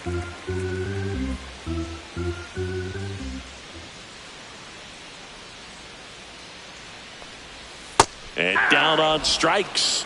And good work there as he gets a 1-2-3. Nothing doing for the Blue Jays, but they hold a 2-0 lead.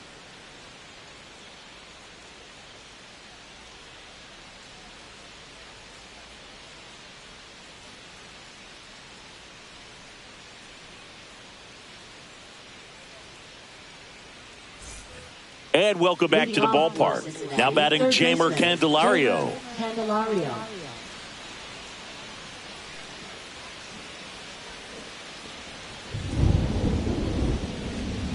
And the first offering, a fastball for a strike.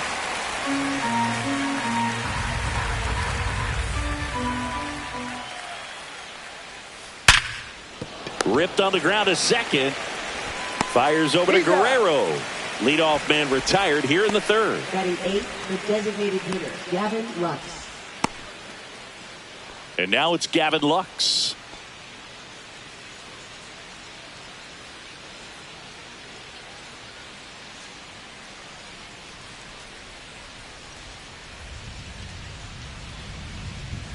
And that's through there for a strike.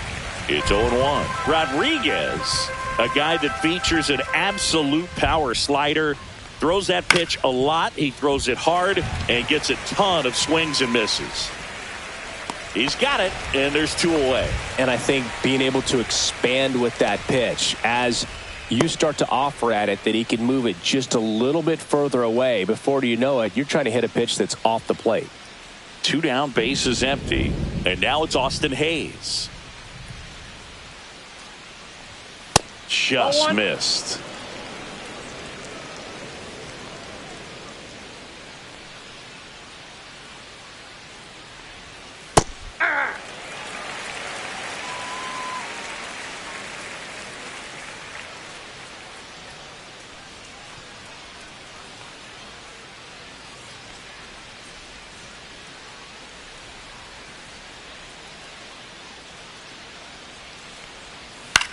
Swing and a pop-up. Foul territory for the catcher.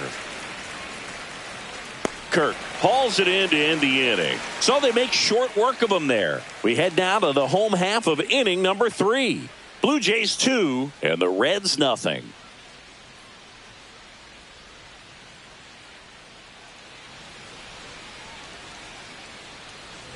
As we go to the last of the third. And now for the Jays, Nathan Lucas.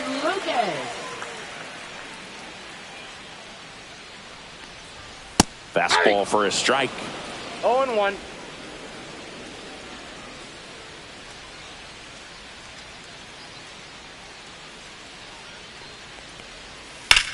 There's a swing and a drive. That's back there. Got all of that one. He circles the bases. It's 3-0.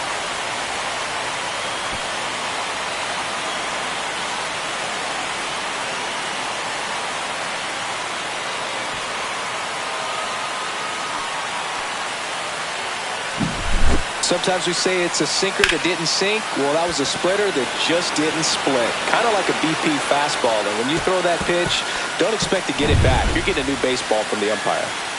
So the lineup flips over, and it'll be George Springer to step to the plate. And first offering is fouled off. And an inning kind of gets the offense fired up, and you start to expect a big inning.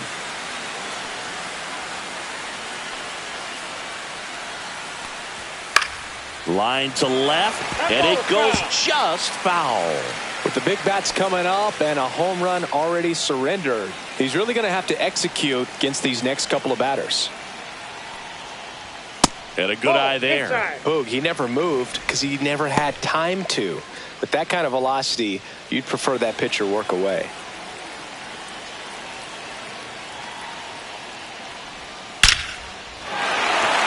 Swing and a line drive. That's a base hit into center field.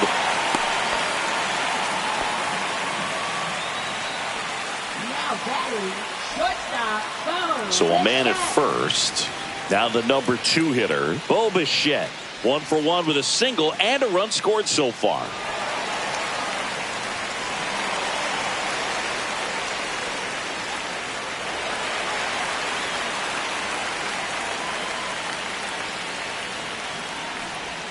That one finds the corner. Strike 1. Well, these Jays doing a good job of putting the ball into play, and that makes things more challenging on the defensive side. And here's a stat for you, Boog. They're making contact with more than 85% of the pitches that they're swinging at. It's pretty special stuff. Not so good if you're out there on the mound. And that's in there for a strike, and quickly 0-2.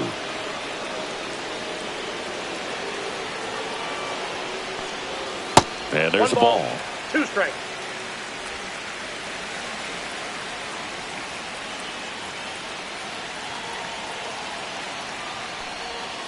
Ground ball right side, could be 2.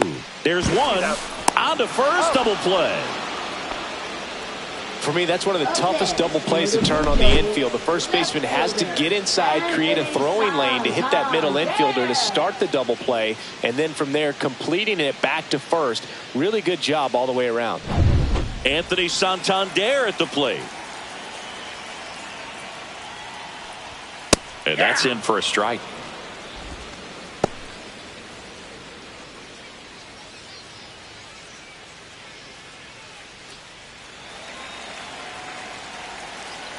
Two outs. Fouls one off out of play, back to our left.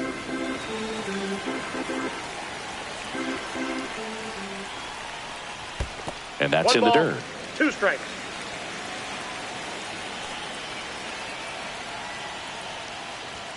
Next offering upstairs. Really good take, especially with 2 strikes.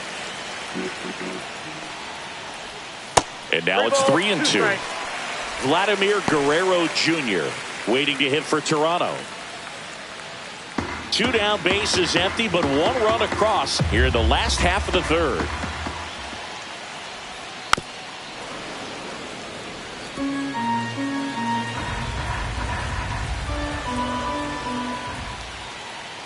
That's ball 4, trying another fastball, but missed the spot.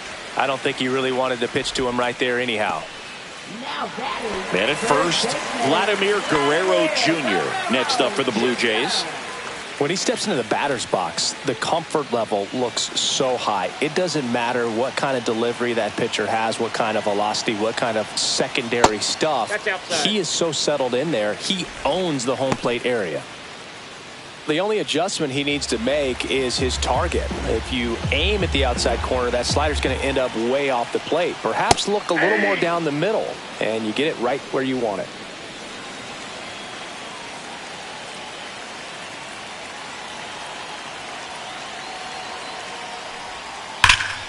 So a foul ball makes it 1-2.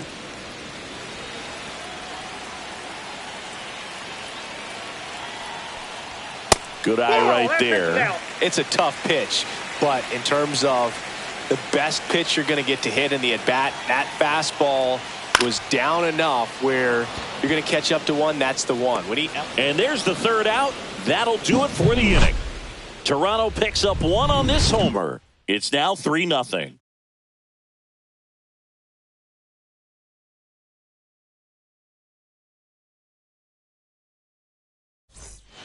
Back now in Toronto as we go to the top of the 4th. Leading off, TJ Friedl.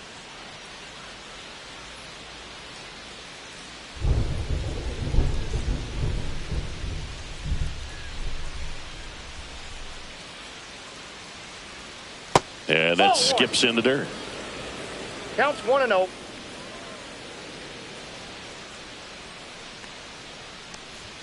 There's a strike at the knees, and a count 1-1.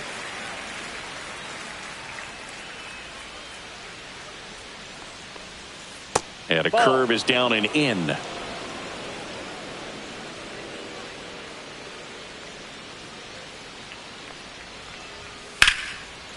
Hard hit left side. On to first, and 1 gone in the 4th as they get the leadoff man.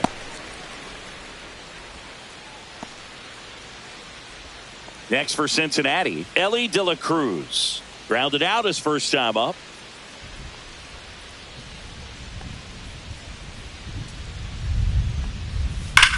That one is absolutely belted. That's down. 1 hops off the wall. And he's got a double. Went up there looking to be aggressive and got something he could handle. Got a fastball, middle of the plate, jumped all over it. Absolutely smoked that ball.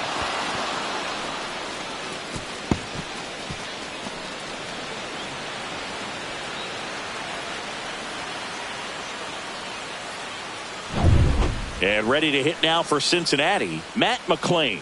Fly to center his first time. He's 0 for 1. That one That's a missed.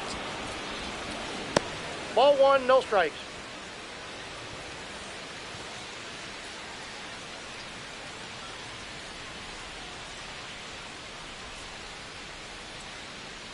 Here's the pitch. Runner breaks for third. There's a ball.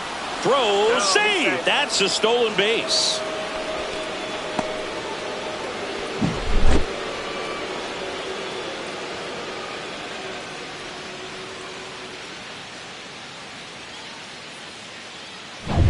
Runner on at third, one gone.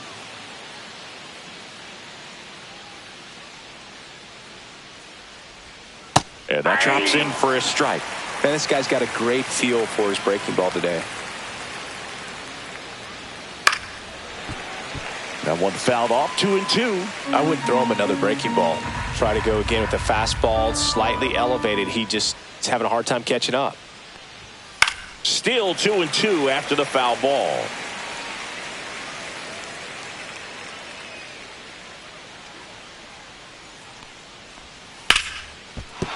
That's a base hit. Run scores.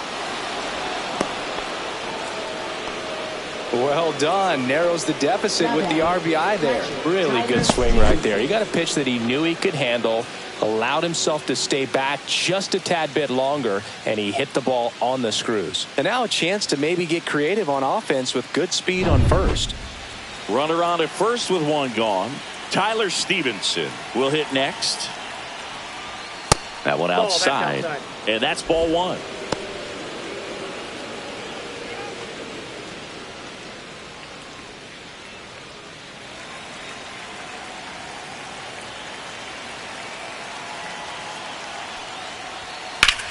In the air to left center. Lucas sizes this one up. Drops into the glove. And there's 2 away.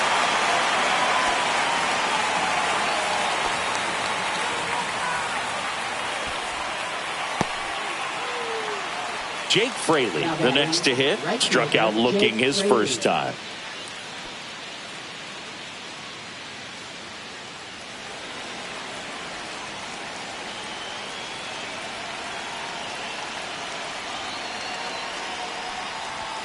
Just off the inside edge.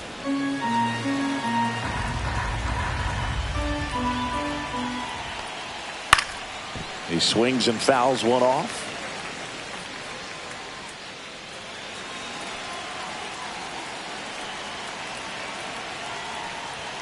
Oh, he doesn't get the call.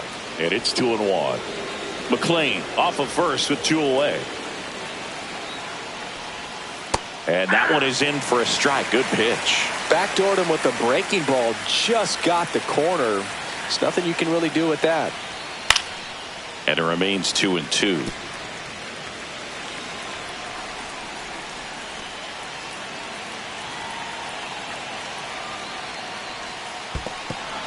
Swings and misses and one down below the zone. That completes the strikeout, and that'll do it. But the RBI single pushes across a run. It's now a 3-1 ball game.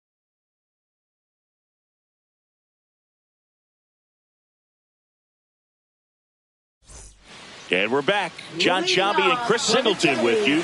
And leading off the bottom of the fourth, Will Wagner.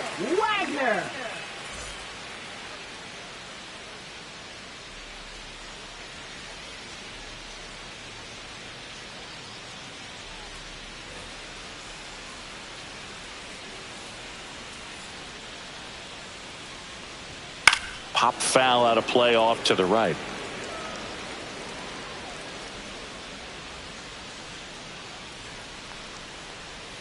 Next offering way off the plate.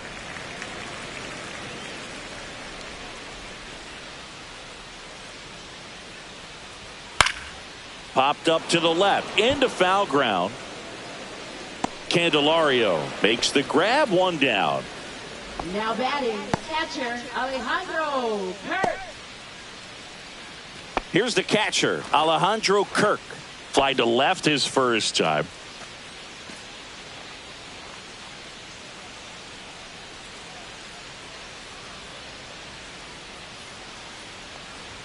There's the strike.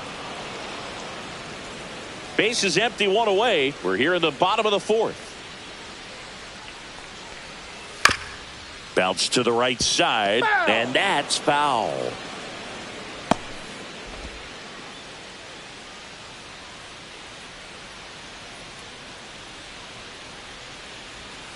And that misses. Yeah, the count 1-2. Really close pitch down around the knees there, and you could see him asking where it missed.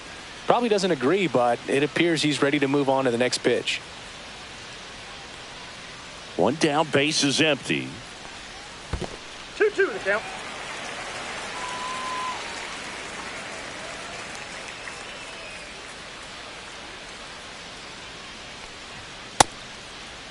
Tries to hold up, appeal to first, didn't go.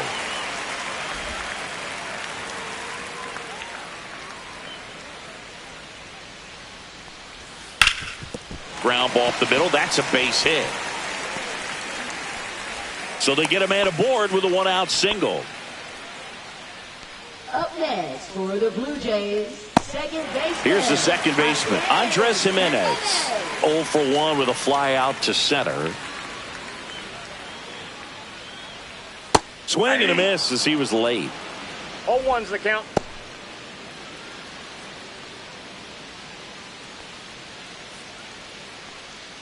Man at first, one away.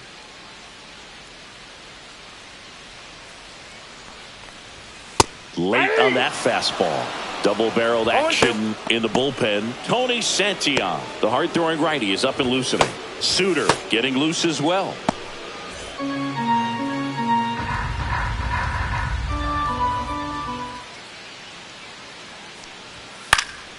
Knocks that one away, and we'll do it again.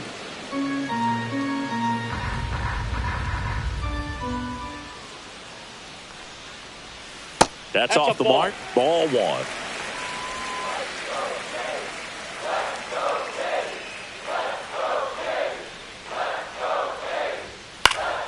Keeps the at-bat going with a foul ball.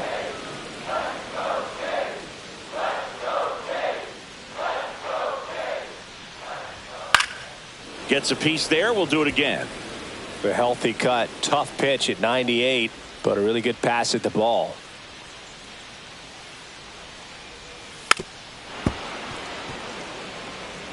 Eighth pitch of the at-bat coming up.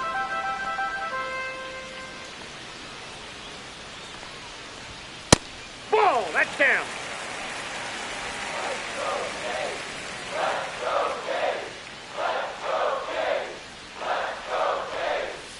And a swing and a miss. And he's registered 3 Ks in this one. Bogey just ran out of patience there. He took a couple of pitches to even that count up at 2 balls and 2 strikes, but that time chased outside the zone.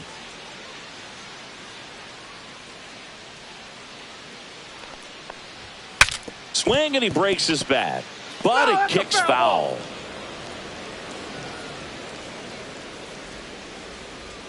Two outs. Ball, that's just out.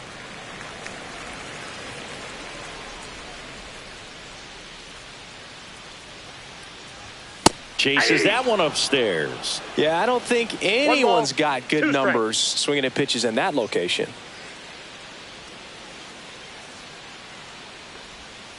Got it. Make it 4 strikeouts for him on the bump today. No runs, 1 hit, no errors, and a man left. We're headed to the 5th. It's the Blue Jays 3 and the Reds 1.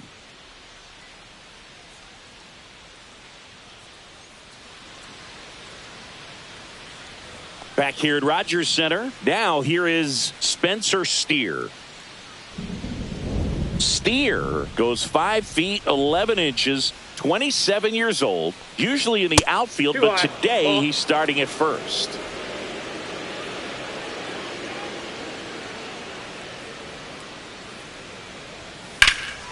Swing and a high fly ball, well struck. Going back, but won't make it there after the bad jump. Safe at second with a leadoff double. He was all over that one. Pretty much just a textbook double into the gap, and when you can drop one in there between the outfielders, you know you're making the turn at first. Just an excellent swing.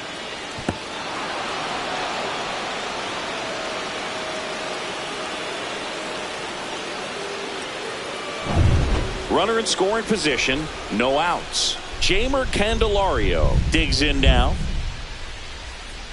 And he swings and misses, and it's 0-1. Always concerns me a little bit making that move from the outfield to first base. Just how you work that bag.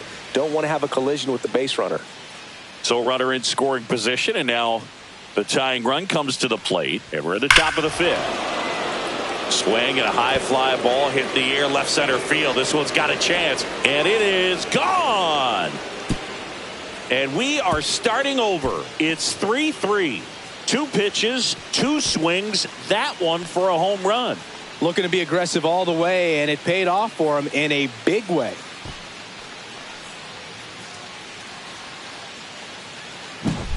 Anytime you have a pitch down the middle of the plate, the percentages go up for the hitter to do damage, even if it's a pretty good sinker like that one. Nice piece of hitting there at the plate.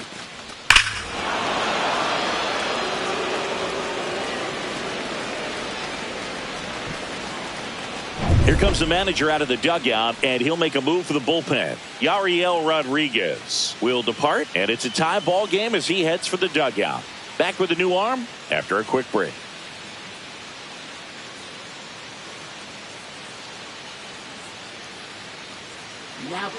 New pitcher now for the Jays, Brendan Little.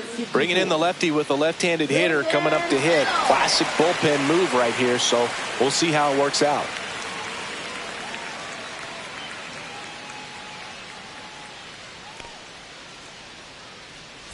Gavin Lux, the next to hit for the Reds. And that one just missed off the outside edge.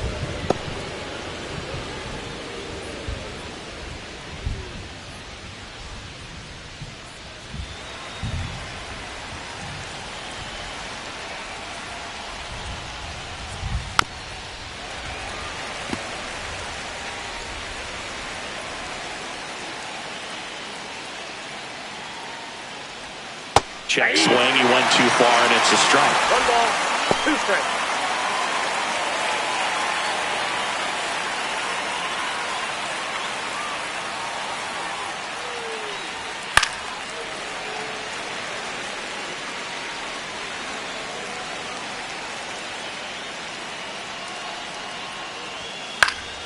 Battling here as he fouls it away.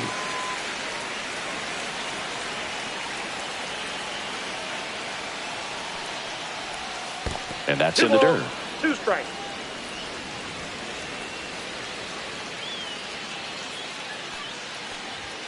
And that's downstairs and outside. Good battle here. About to be the 8th pitch of the at-bat.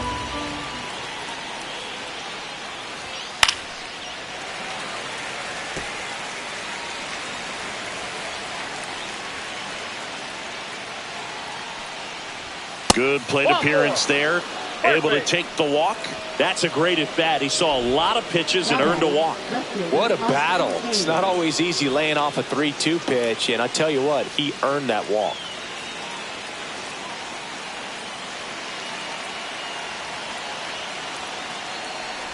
Hayes in the box now. Takes strike 1.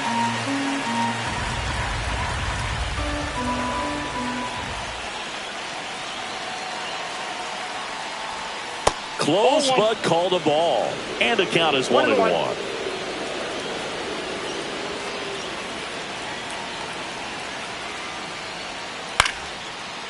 Jimenez over to Bichette. Out. To Guerrero, and they turn 2. They made that double play look so easy, but it was far from routine. That's the one thing about big leaguers. They make tough plays look simple.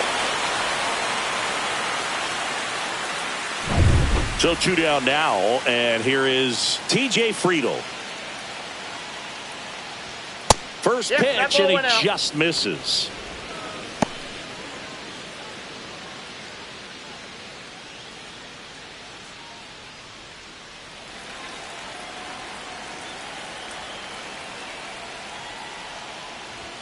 Strike 1. 1 ball, 1 strike.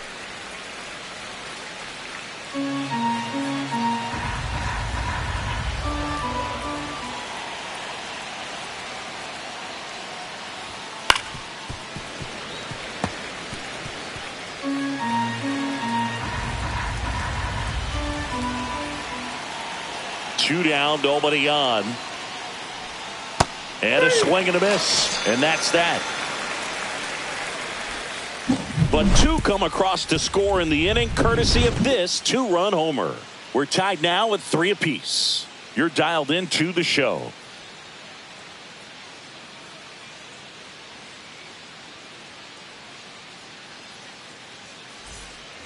And welcome back to the ballpark. Bottom of the inning. Here's the center fielder, Nathan Lucas. Green back to work. Outside corner for a strike. Man, I mean, nice job just presenting it to be better than it actually was.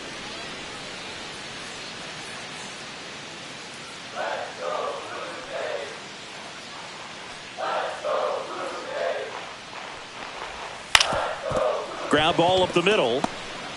On the run, sends it over to first. On the money, nice play.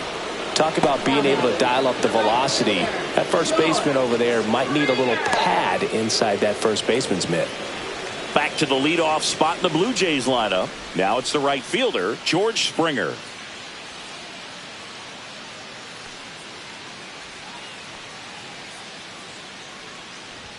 And the first pitch misses for ball 1.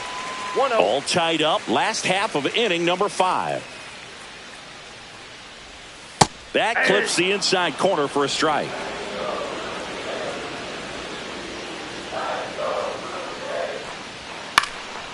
Popped up, foul territory behind the plate.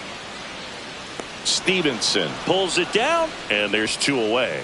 Up next for the Blue Jays, shortstop Bo Bichette. Next to hit, Bo Bichette. Singled and scored back in the first. He's 1 for 2.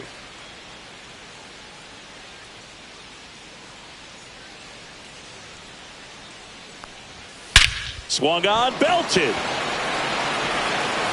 Friedel reaching back towards the wall.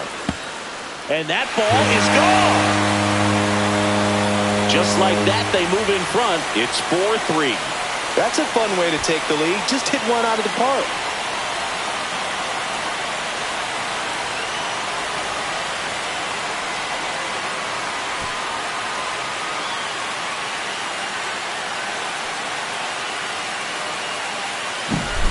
Boog, I wasn't sure he hit that one as hard as he needed to get it out of here, but it had just enough behind it for the homer. What an attempt at the wall, though. He really gave a terrific effort to try and bring that one back. Anthony Santander next up for the Blue Jays. First offering, and it just misses.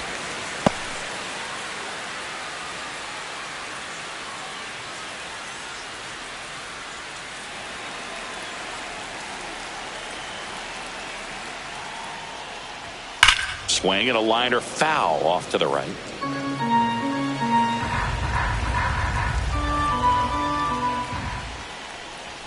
Close one, doesn't get the call. And a count 2-1.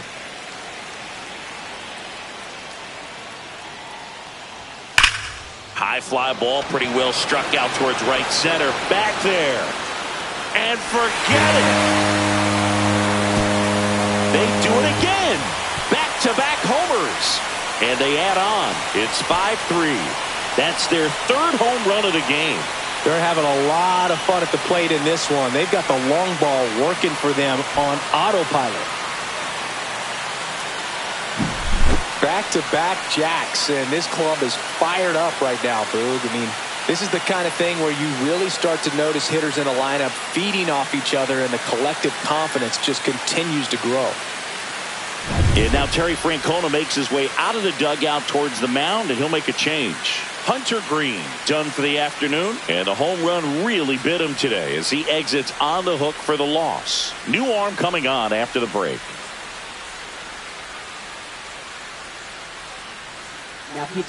New pitcher for the Reds, Tony Santillan. Still pretty early in the ball game, so this bullpen has some work ahead of them. Best case scenario might be if he can come in here and get several quick outs, kind of bridge the gap that starter left for him. Here's Vladimir Guerrero Jr. 0 for 2 in this one. Right through there for a strike. Vladdy needs just one hit to reach 200 for the season. Pretty impressive the year he's put together. 200 hits doesn't happen by accident. And there are some years nobody reaches 200 at all. Props to him for getting this far. Into center. And it falls. And that extends the inning. Hitting is really easy for some guys. One thing that I can see already, his bat stays in the zone on plane for an extended period of time. And guys like that, they have a high contact rate and they have more barrels because of that bat being on plane. And even when you don't get it great, it's still hit hard enough to dunk something in like that in front of the center fielder.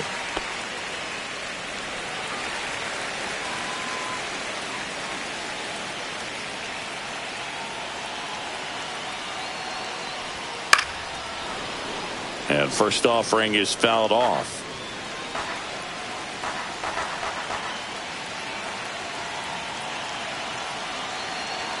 Two outs. In the dirt, blocked.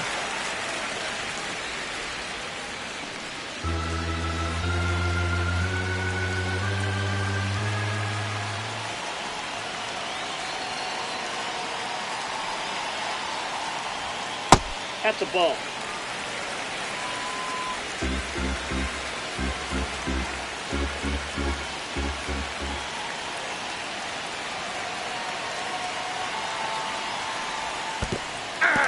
Squirts away a little bit. 2-2 now.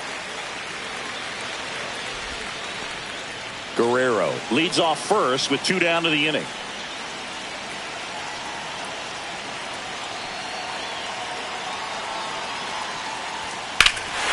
Drilled in the air, high and deep right field. That's back there. Into the bullpen and gone. He nails one out to right. Their third home run of the inning, and they add a pair. It's 7-3. That's their 4th home run of the game. They can't stop, and they won't stop hitting home runs in this one, Boog. They're clearly feeding off of each other at the dish.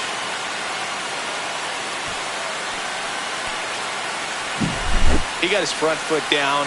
He was strong on his backside, and when his bat went through the zone, there's no question that ball was going to travel out of the ballpark. But that's, if you were putting a tape together, positive to watch, that's it right there. Just a perfect swing. And now Alejandro Kirk No, that's just missed.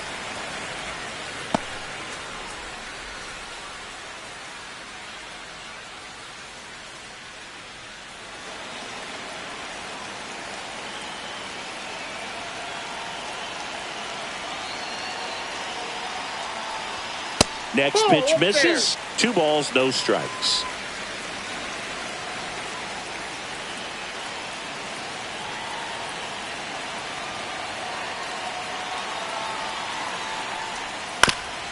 Bounce to third. Throws to first in time. That'll end the inning after a lot of scoring. So they move out in front after a 4-run outburst. 5 innings complete. Blue Jays 7 and the Reds 3.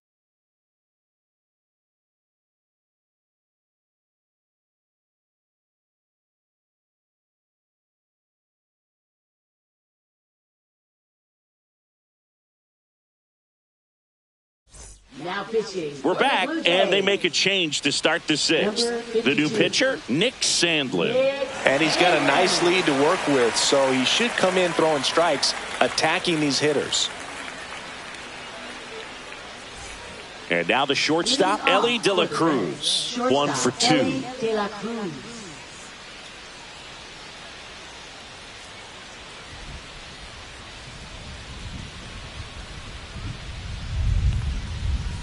That's in there. And that is strike 1.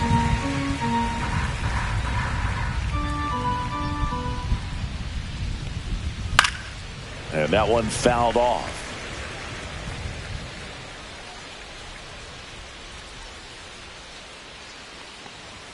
Just misses with that one. That pitch was pretty borderline at the top of the zone, and he's not digging the call out there on the mound. Clearly pretty frustrated, so he's going to have to collect himself a little. The 1-2. The shortstop takes the ball.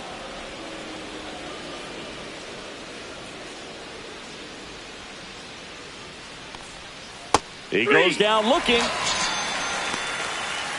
Well, this is no secret. That slider is going to be his go-to pitch. Everyone in the ballpark knows it. It's a massive part of his arsenal, and he'll throw it a lot and in pretty much any count, any situation, and he's going to look to punch guys out as well. I tell you what, the effectiveness of that slider is always a big key for him. Activity in the bullpen. Eric Swanson getting loose out there. Nance also getting ready.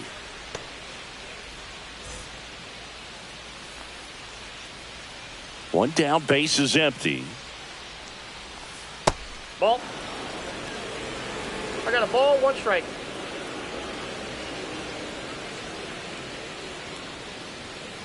So a foul ball makes it 1-2. The Jays leading by 4, and we're in the top half of the 6th. Foul ball, still a 1-2 count.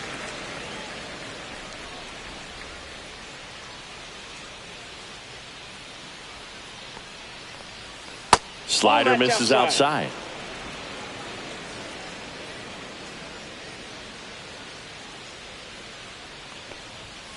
Strike 3, and that's 2 in a row. Very strong coming out of the pen so far as he punches out the first 2 batters he's faced in this one, getting straight to work. Man, it's talked about a lot, but relievers are just so electric these days. These aren't fun at bats if you're a hitter, and I'm so glad I'm retired. In the air, pretty deep out to center field. Lucas gets under it, and that'll do it. 3 up, 3 down for him there. 7, 8, 9, 2 up in the home half of the inning. Blue Jays 7 and the Reds 3.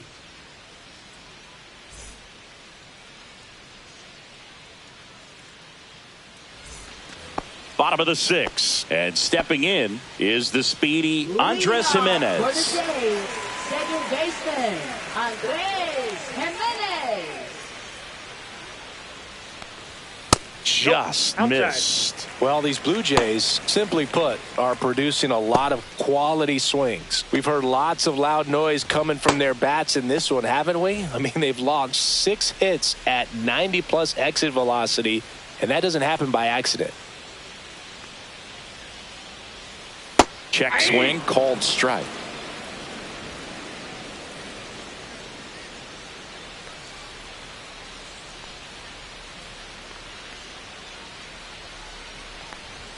And now 2 balls and a strike.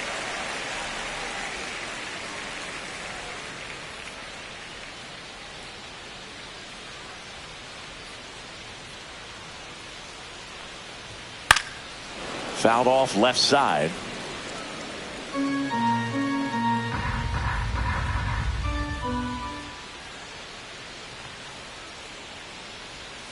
Spoils that one, and it remains 2-2.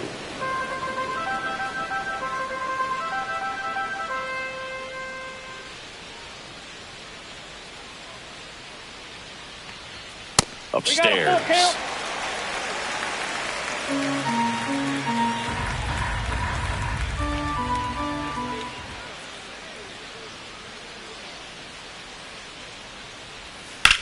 That one blasted deep to right. Fraley going back for it. Gone straight into the visitors' bullpen. He flexes his power with that swing. It's 8-3. That's their 5th homer of the game. Man, they're all getting into the action. It's starting to feel like a home run derby up here.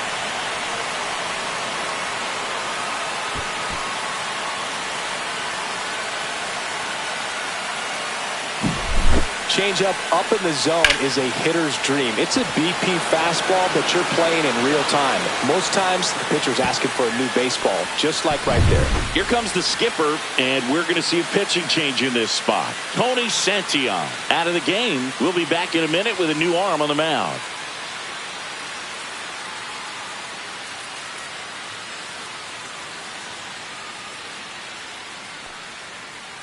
Now pitching for Graham Ashcraft into the game. Well, they need someone to stop the bleed and keep the score right where it is. Seems like a tough task today with the way this lineup is swinging it. Here's the third baseman, Ernie Clement. who's 0 for 2 with a pair of strikeouts. Swinging a foul back. That's out of play.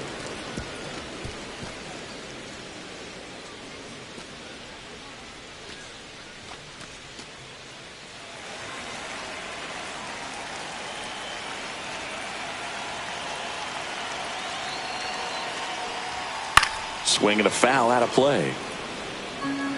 Nobody on, nobody out with a run in here in the bottom of the 6th.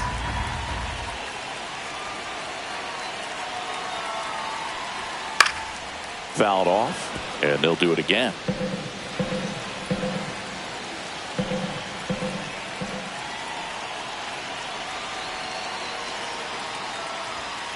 Drilled out towards left center field. That's well struck. That's back. It has the distance, gone. That one felt good, and they add to their lead. It's 9-3. He's bringing the thunder in a rainstorm. How in the world did he manage to hit that pitch out?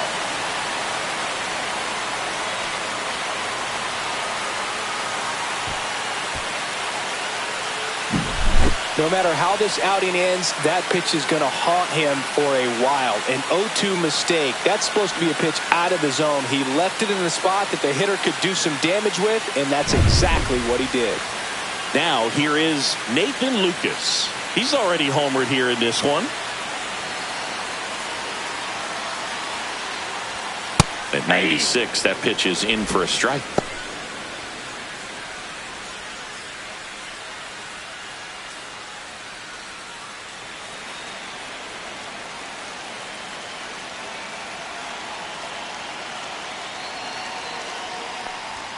And that one hit 97 on the gun.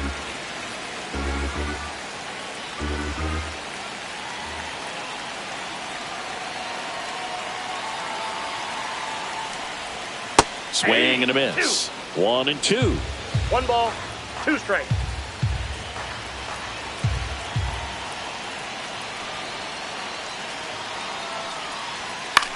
Lifted in the air down the left side, and that'll get down for a hit. And that turns the lineup over.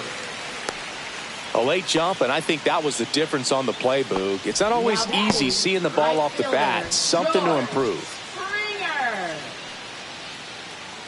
Back to the top of the lineup, and the batter is George Springer.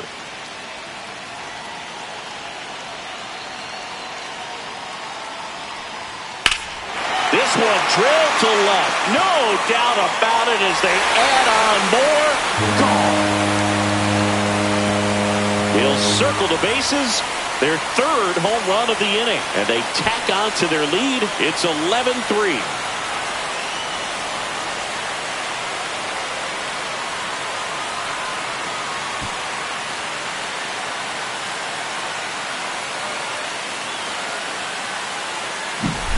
Well, he went up there 0-0 looking to do damage. I think he had his sights set on that pitch. He went and got it and circled the bases.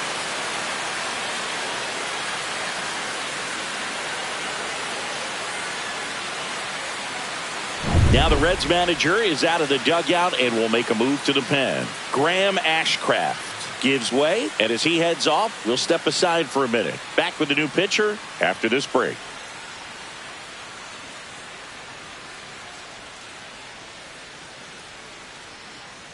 So a new arm out of the bullpen for the Reds, Brent Suter. I think it's got to be a little tough coming in out of the pen when your guys are trailing so big on the scoreboard. Just doesn't have the same intensity to it, but he's got to find a way because these batters count the same for his stats, obviously, regardless of the score. Bo Bichette gets a chance to hit. He's already homered in this game. To third, Candelario.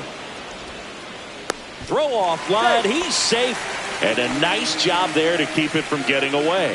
Well, an error like that, you look at the scoreboard and you kind of wonder if they are losing focus out there. And look, it can be tough to stay locked in when you're getting blown out. We've all been there.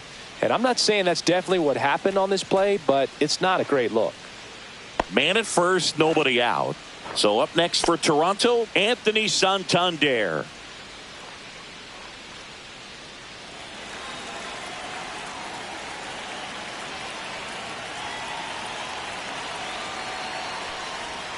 Ball one there. He's great hitting the ball the other way, and that pitch did a good job to straighten him up a bit. Mission accomplished.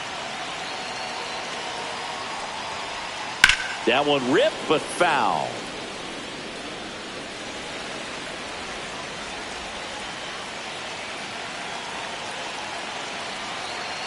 The 1-1. Foul ball there.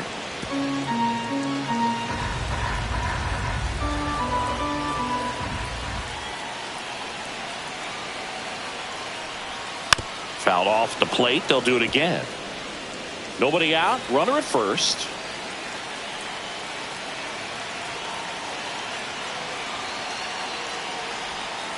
Struck him out looking with the off-speed stuff.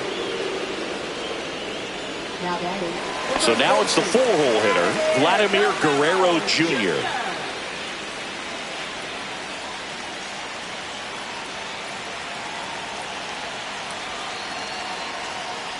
I love the fact that we've seen both Vladimir Guerrero and Vladdy Jr. win the home run derby. They're the first father-son duo to ever win it. Vladdy back in 2007 and Vladdy Jr. in 2023. The turn by McLean at second. On the first, double play. And that's the inning. But they go deep 3 times in the inning and score 4. We're through 6 full. Jays 11 and the Reds 3.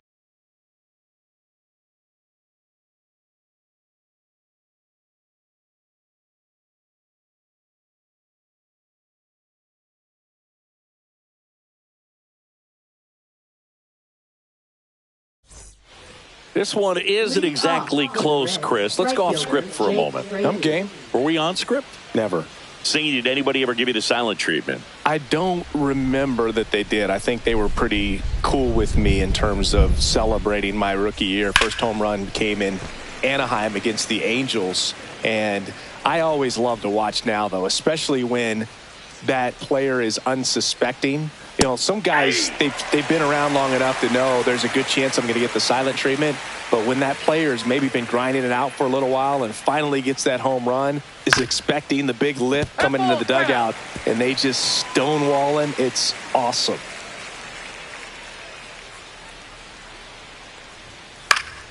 Gets a piece and stays alive. Every once in a while, they'll work that same trick on a veteran player. If, say, he's been cold or hasn't hit a home run in a long time. And that's always fun when you don't see it coming at all and everybody in the dugout goes crickets on him. Yeah, and that veteran player's usually got a response for those individuals with one or the other hands. And that one way outside. And that's ball 3. That was your worst start one year. Didn't you start like 3 for 33 or something? Oh, it was awesome. It was awful. Not awesome. It was awesome. Not so awesome. It was awesome for pitchers facing me, but it was awful for me. It sounded like some type of deal at a fast food restaurant, like 3 for 33 or something. First baseman Spencer Steer. And here is Spencer Steer.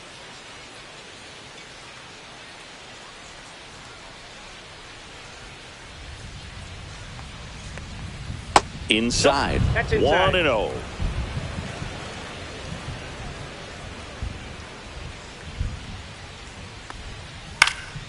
Next offering is fouled back.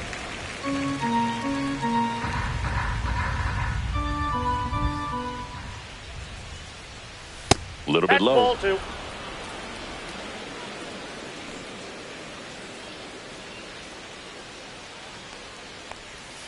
Got the bat going too soon. It's strike 2. Wow, no fair right there. I mean, that slider didn't move till the very last moment. Incredibly difficult to pick that up. Just kind of have to tip your cap on that pitch.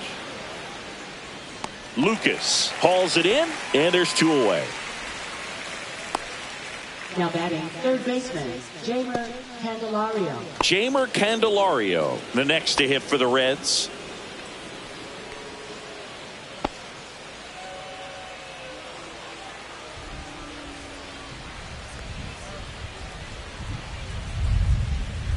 And first offering is fouled off.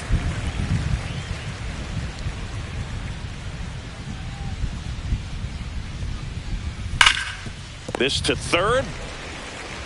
And that will end the inning. Reds go down quietly. Still 11-3.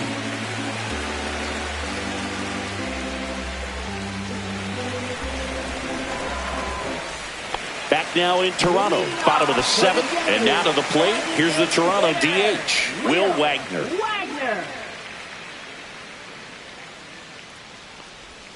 And the pitch is outside, ball 1.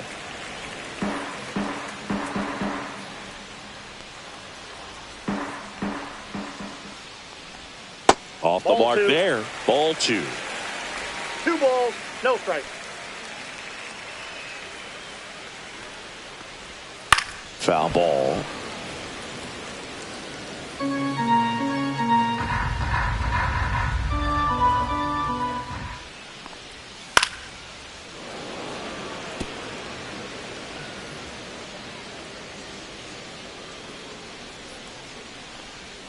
And that just misses.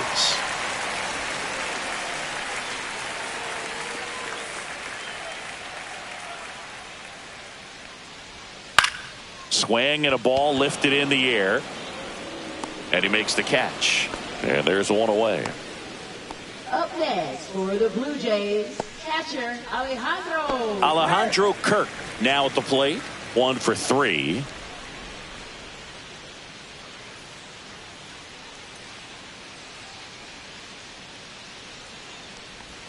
There's a strike. 0-1.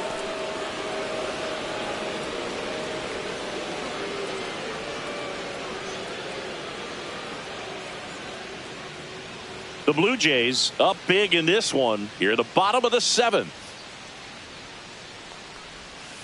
Ground ball right side. Tosses to first, and that is out number 2. Well, I'm impressed with this guy's internal clock. He knew he had plenty of time to take that extra step, secure his grip on the baseball, and make a strong, accurate throw.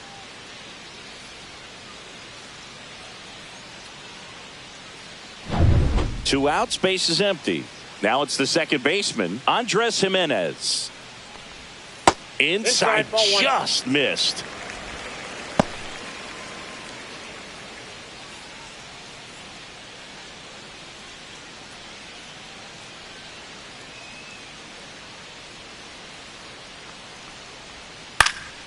And that is out of play.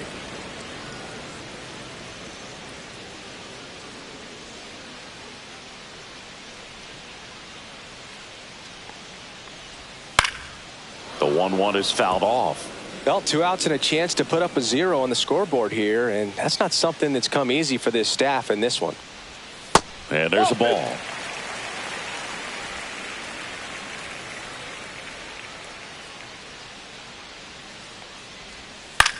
Swing and a high fly ball out towards right center field.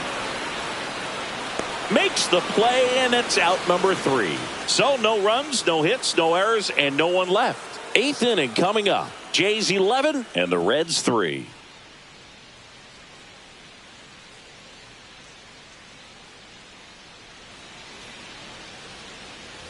And we're back, ready to begin the 8th. And now the designated hitter for the Reds, Gavin Lux.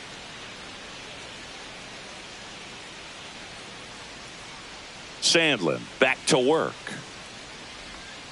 And ball 1. Counts 1-0.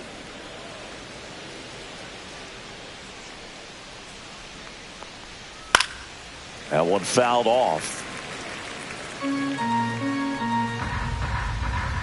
Ball to strike. Yeah, that's fouled off.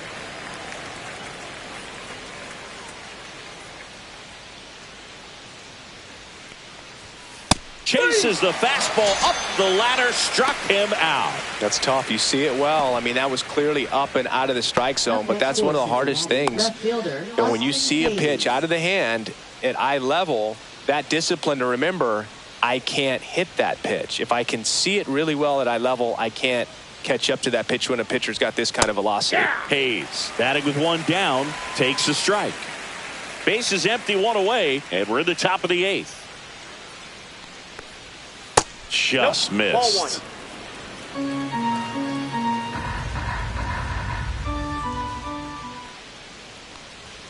The next pitch misses. 2-1.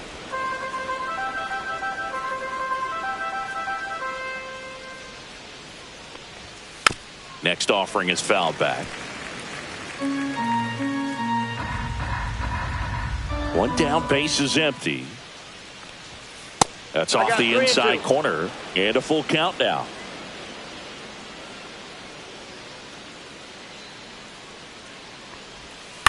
Up the middle. Jimenez throw to first. 2 up, 2 down here in the top of the 8th. Now batting, the center fielder, TJ Friedel. 2 down, base is empty. In now for the Reds, TJ Friedel.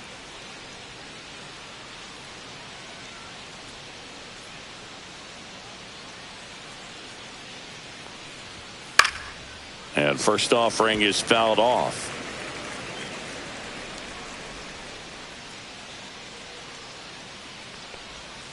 Just missed. Nasty backdoor slider. There's really nothing you can do with that if you swing at it. So that's a good take by him.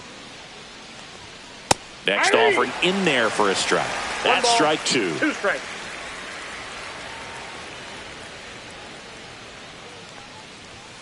Swings through it, and that's a strikeout.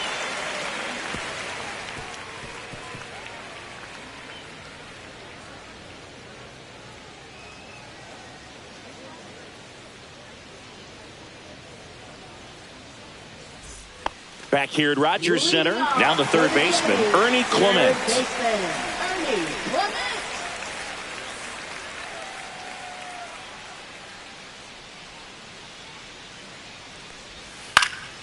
Swing at a high fly ball right field.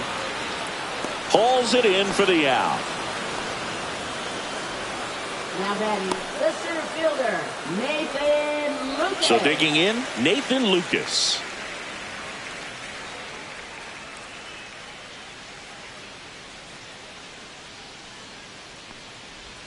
In for a strike, and it's 0-1. 0-1's the count.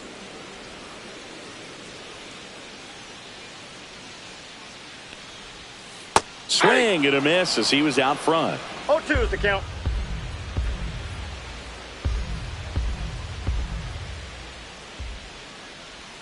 That one just outside. Misses. And that's awfully close. I don't know how you take that. He's seeing the ball out of the pitcher's hand really well right now. On the ground, McLean. In plenty of time to first, 2 down. Now batting, the right fielder, George Springer. 2 outs, base is empty. Here's George Springer.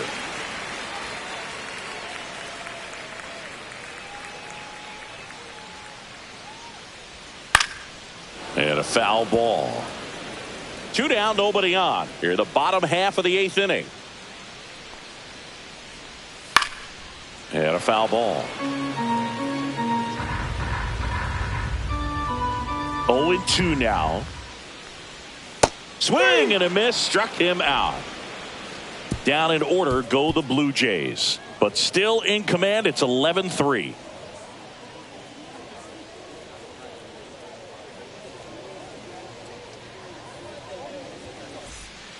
Eric Swanson will take over here.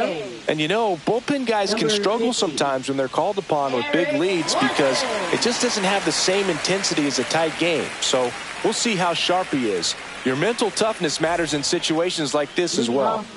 And ready to hit now for Cincinnati, Ellie De La Cruz.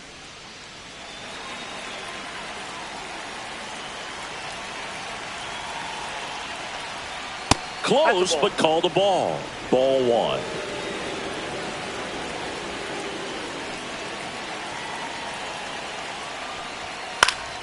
Fought off foul.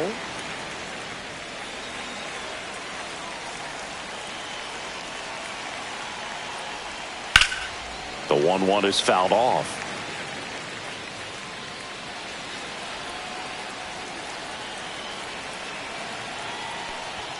And that one is inside.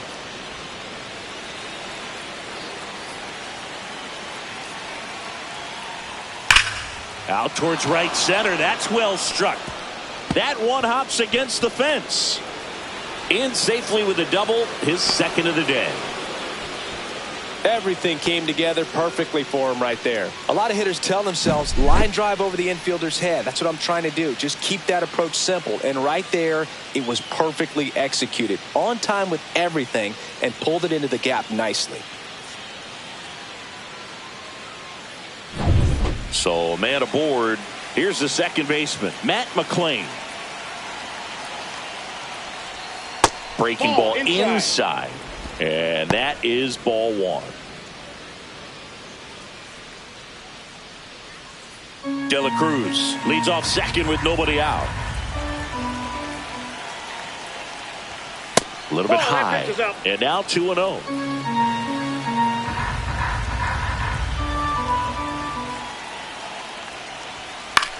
In the air on the infield, Kirk. One away.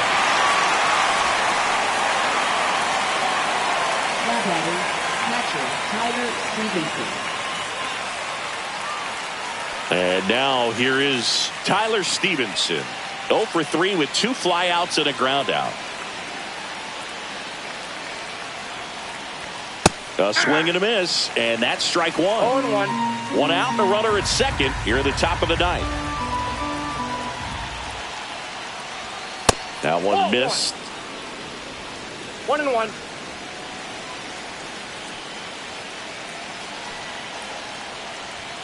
Swing and a miss. And that's strike two. 1 ball, 2 strikes. Sets him down on strikes. And they're down to their last out. No, that's not the best 2-strike fastball I've seen, but certainly got away with the location there. You know, sometimes as a hitter, when you're down in the count, you're so focused on a pitcher painting the black, and you just get a little bit locked up on something down the heart of the plate, not expecting it, and it just kind of freezes you. Ground ball to short, and this ought to do it. Throw to first, ball game. And the Blue Jays take this one in a blowout. Offensive explosion today for these players. They gave up a few runs, but they had more than enough firepower to turn this one into a blowout. And your final 11-3. For Chris Singleton and our entire outstanding crew here at MLB The Show, I'm John Shambi saying so long.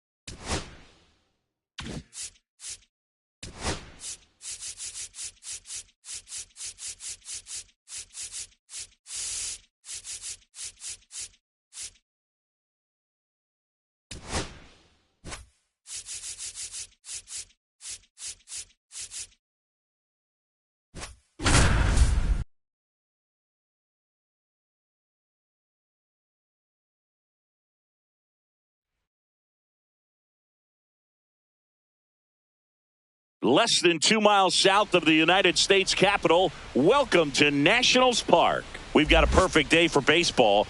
It's the New York Mets and the Washington Nationals. Along with Chris Singleton, I'm John Shambi. Well, Singy, when you consider the top hitters' ballparks in the sport, this has got to be one of them. I'll say this. Pitchers have to stay with their game. They can't look over their shoulder and think, I have to be fine and perfect on every pitch. Continue to pitch to your strengths, and you'll come out of here with a good outing. All right, we'll be back to get this one started after this. Just about set to go now. And on the mound for Washington in this one, Mackenzie Gore. Chris, how about a scouting report? It's always interesting to see how he utilizes all of his pitches and how many of those he has a good feel for on that given day. When he's right, he's really able to keep hitters guessing, and all of his stuff seems to be coming out of the same arm slot, the same tunnel, and that can make life very difficult on his opponents. Francisco Lindor leading things off and takes a strike. First pitch, 4 o'clock.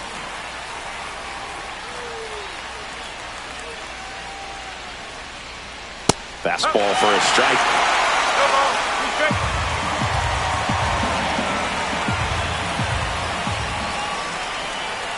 Next offering way upstairs. I don't like to say he wasted a pitch. I think that was a purpose pitch. Change the eye level, have him look up. Now go back exactly where you want to go.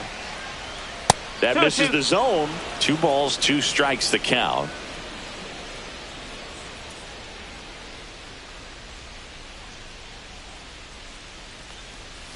And it's fouled off. They'll do it again. That wasn't an easy pitch to hit. It's much easier to do damage against mistakes, but that's not what that pitch was. And now the count filled up 3-2. 2 strikes.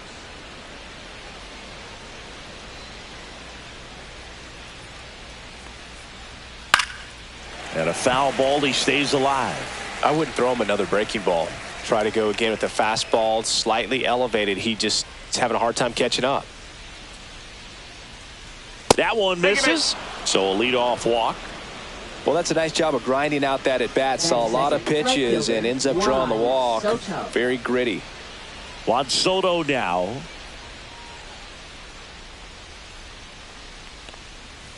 Swings and pulls it foul to the right side.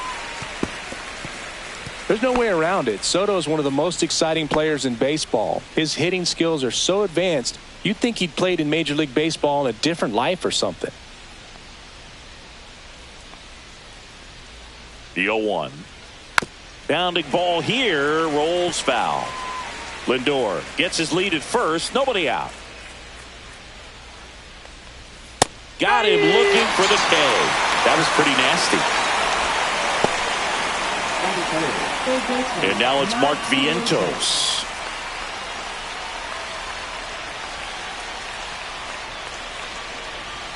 And that's off the inside edge. And that's ball 1.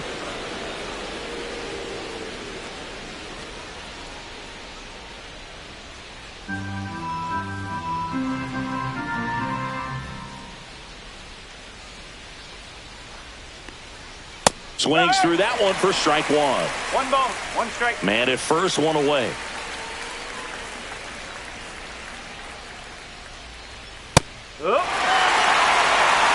Good approach right there. You want to get something just a little higher that you can elevate. Stay out of that double play. Tag him and got him. Lindor picked off. When there's a lefty on the mound, you've got to make sure you've got more of a one-way lead, even leaning back to the bag when he picks up his leg, unless you're thinking you're going first move. Not sure what he was doing right there over at first.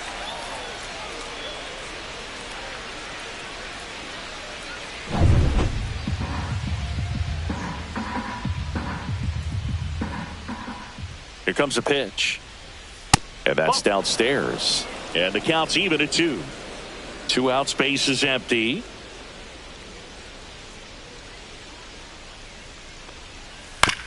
On the ground to the left. Out number 3. Nothing doing for the Mets. Now it'll be Washington's turn. It's a scoreless ball game. You're watching Major League Baseball on the show. Back in Washington, D.C. And on the mound today, Kodai Senga. What's the scouting report on him? Anytime you have 5 pitches to work with on the mound, that repertoire can be a real weapon in terms of keeping hitters off balance, man. It's one of those things that I'm going to be looking for in this one. Does he have a feel for all of those pitches, or is he just able to get 1 or 2 over in the strike zone where he wants? Now, it's tough to do to be able to command all those pitches, but if he can, he is going to be very tough for the opponent today. C.J. Abrams leading things off and takes a strike.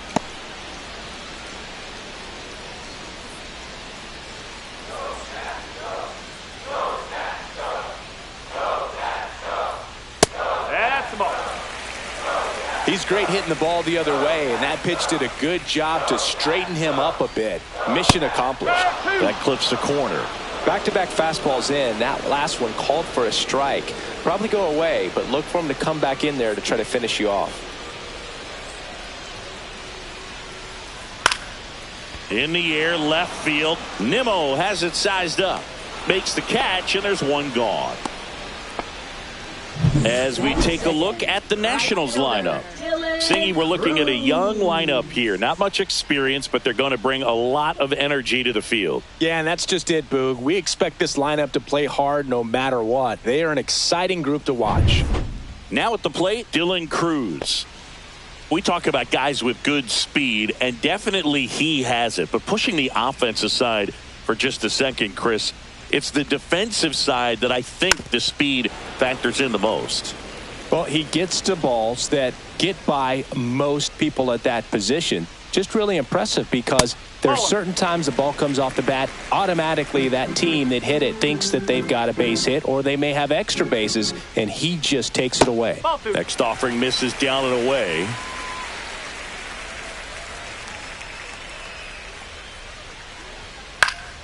Fouls one off. 2-2.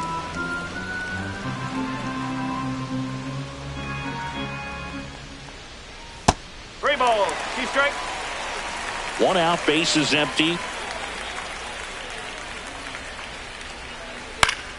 Stays alive.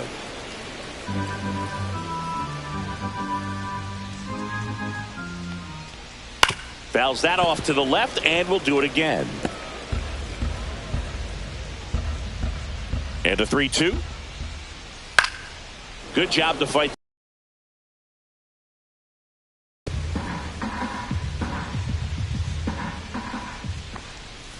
Foul. We'll see a.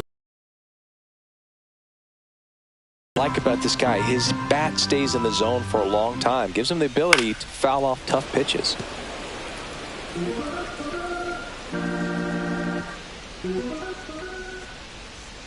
Swings and misses, struck him out.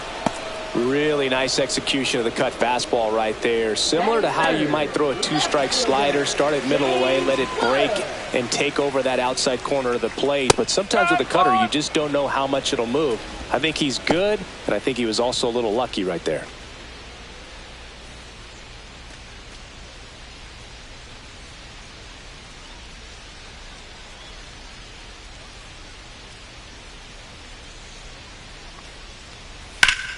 Pulled hard, but it's a foul ball.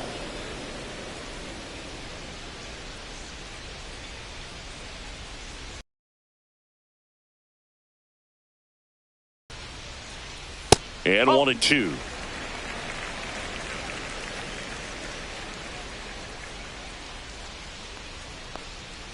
Swing and a miss.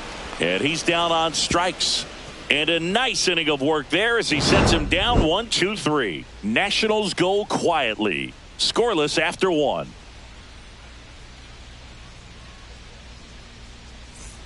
Back here in Nationals Park. And now it's the polar bear, Pete Alonso. Alonso, 30 years old now, and he's a former Rookie of the Year.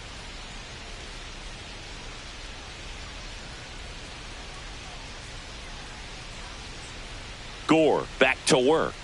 And there's a ball. 1 ball, no strike.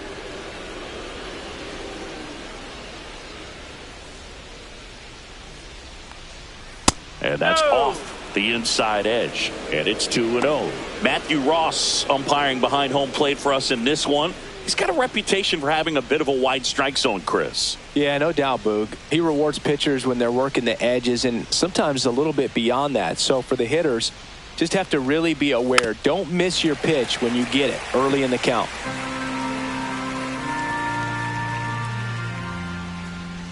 The 2-1. A little out front there as he swings through it.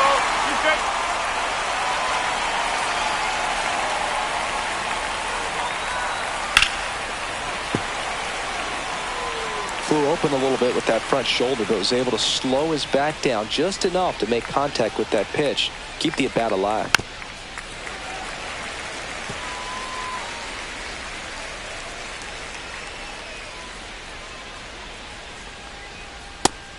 swings and misses. It's a strikeout. Stood absolutely no chance on that slider right there. And I don't mean to laugh, but that's a tough one. I mean, pretty much a perfect strikeout pitch. I mean, it looks like a fastball middle in. Kind of has cutter action, and it just bunches you up to where you can't get your hands through and the barrel to it. And not much you can do unless you recognize the spin early and you spit on it.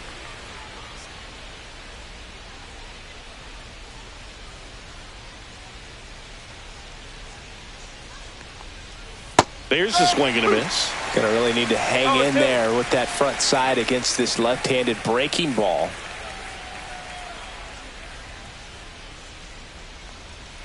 Strike three, and that's 2 in a row. Off to a strong start, Singy, as he's punched out 3 of the first 5 he's faced. Well, he's definitely minimizing contact. He can get the swing and miss when he needs it, but he'll also keep the defense fresh behind him, allowing some balls in play as well. And it gets by him. Batting 7th, center fielder Tyrone Taylor. And now here's a speed threat, outfielder Tyrone Taylor. That one's in there. That's strike 1.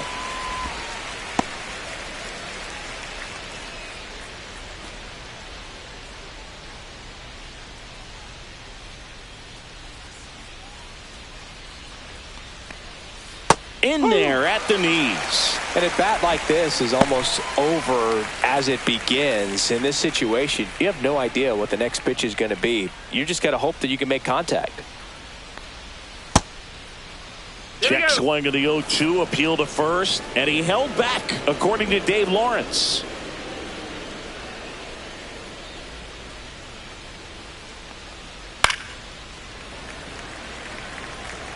Marte off of first with 2 away.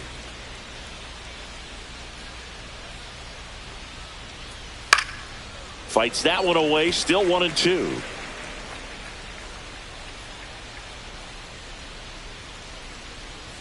Two outs. Cut on and missed, struck him out. He's notched 4 strikeouts now. So no runs here on a base hit, no errors, and 1 left. Now to the bottom of the 2nd. No score.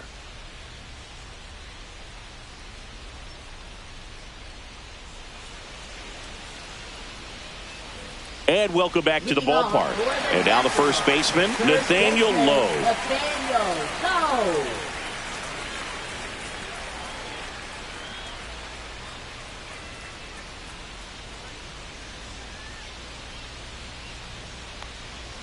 And that one is downstairs. And that's ball 1.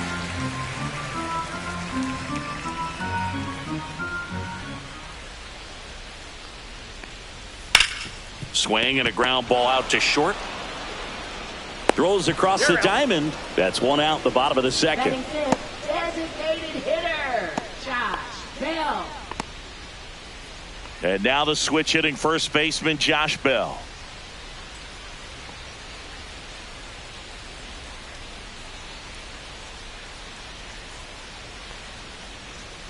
Just missed.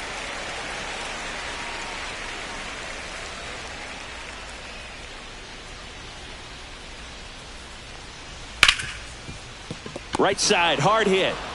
The throw to first. Already 2 out here in the home half of inning number 2. Batting 6th, second baseman Luis Garcia. And now it's Luis Garcia.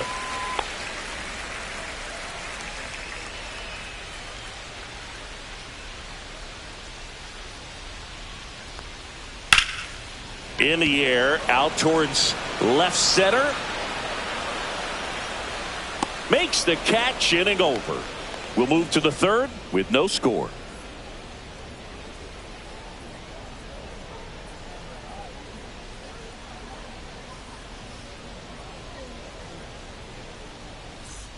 And we're back. Well, here we go. Top of the 3rd, scoreless game. Here's the catcher for the Mets, Francisco Alvarez.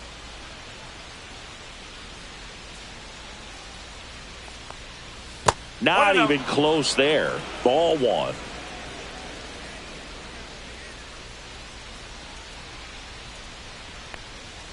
And that drops in for a strike.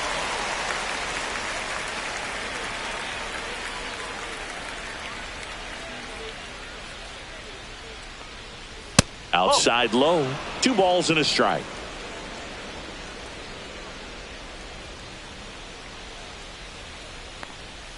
Went with the sweeper, but it misses.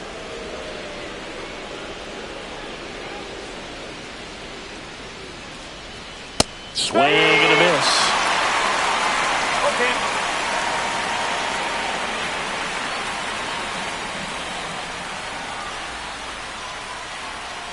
Swing and a miss, and he got him.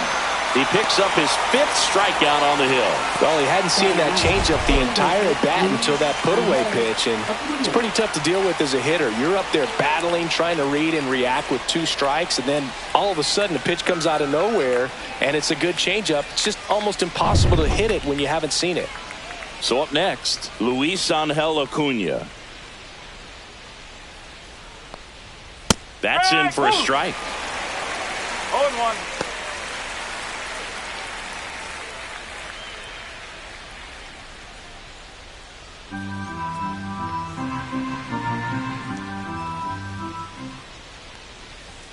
That one's upstairs, ball 1.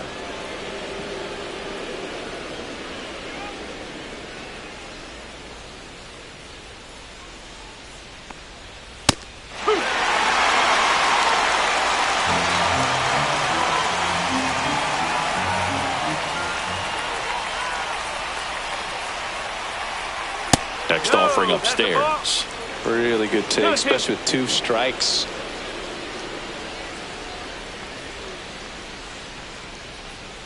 Fans another, and that's 3 straight strikeouts. Back-to-back strikeouts to start the frame, and that's now 3 in a row.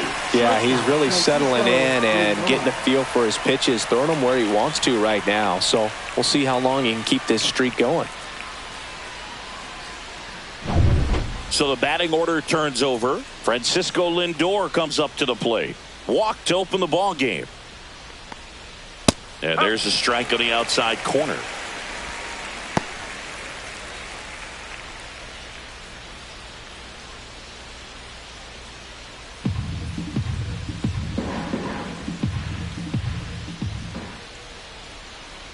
Two down, nobody on.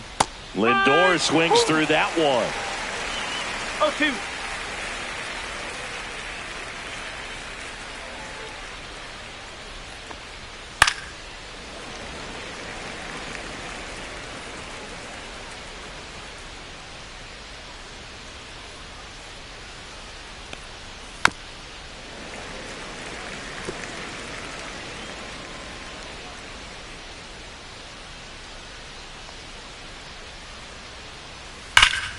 Foul ball. It stays 0-2. 2 outs. Fouls it back with 2 strikes.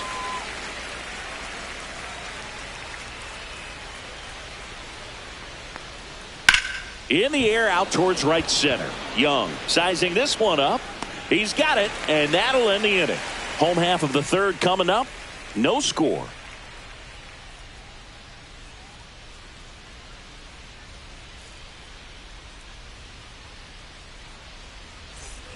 Back in Washington, D.C. And here's the catcher, Keibert Ruiz.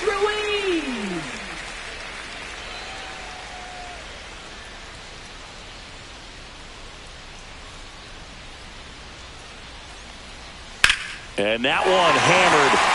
Nimmo running hard to get it. Couldn't get to it before it dropped foul. Right through there for a strike.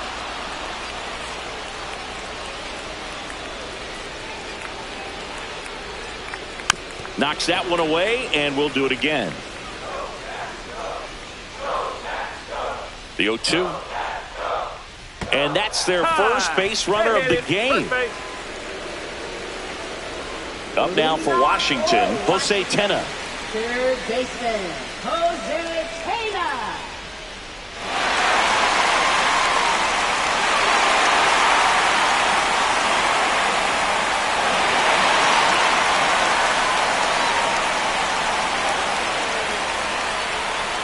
Fastball for a strike.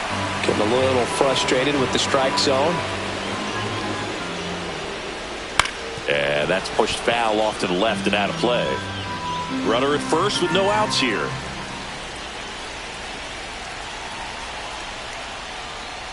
Got him swinging.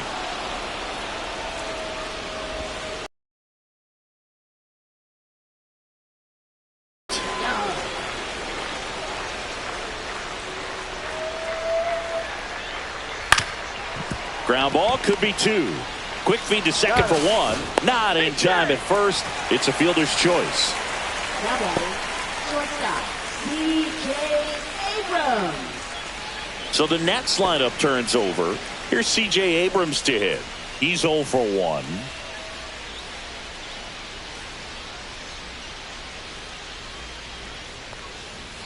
Tapped at the plate, but it's a foul ball. This might be a steal situation, but that's not your average catcher behind the dish. You have to be careful here.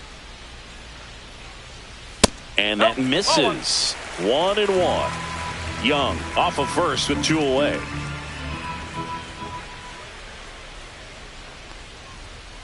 Boat. 2-1.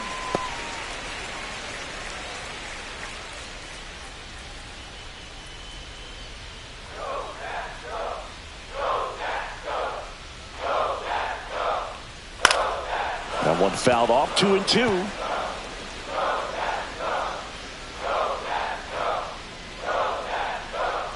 Move to first, and he's back in safely.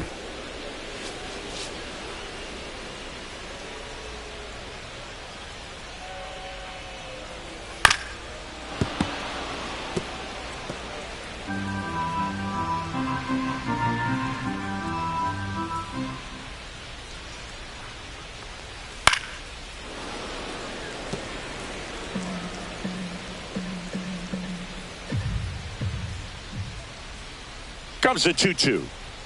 Good eye in that spot. Great RBI spot here. Just got to stay focused on the pitch. The runner will be in motion, so something in the gap should definitely score it.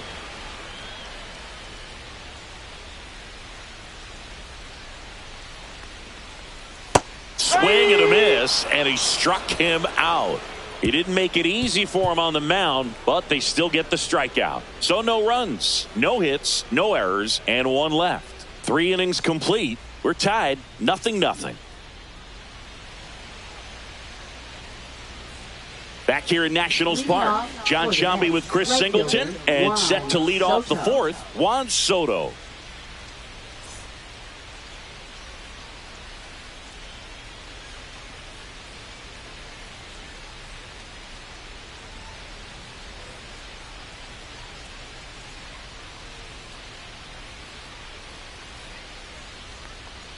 And that's in there at the knees for a strike. Nowadays, with advanced metrics and increased use of moving the infielders around, defense isn't necessarily about making errors. Are you able to get to the ball? Are you able to position fielders where guys hit the ball, but within the new shift rules? Swing and a high fly ball pulled foul, and that's out of play. And an area that goes unnoticed is the coach that's responsible for positioning, and then the research person that's providing the information. So what we're seeing in baseball, so many more people behind the scenes that are contributing to dangerous to these hitters. 7 punch outs already. So this lineup hasn't had much success trying to figure them out. I'm impressed with what we're seeing here. Here's the third baseman, Mark Vientos. Grounded out his first time.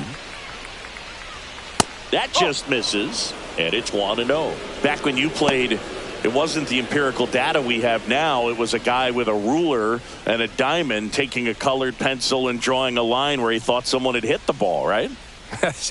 That, or just going off of gut or feel. What does it look like his swing is today? What's the pitcher throwing?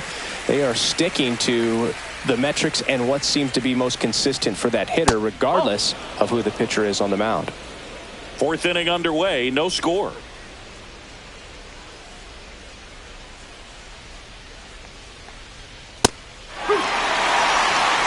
Good pitch to hit on a tee up in the zone.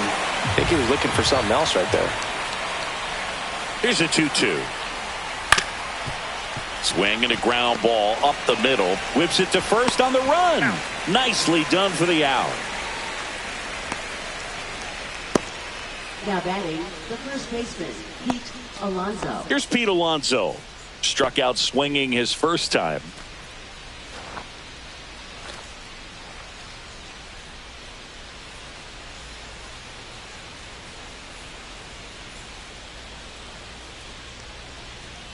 And that's in for a strike.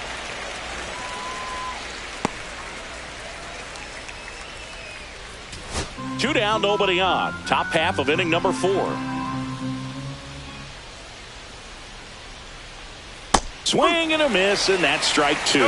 Another 0-2 count right here. Pitcher just in the driver's seat. He can go anywhere he wants to go right here.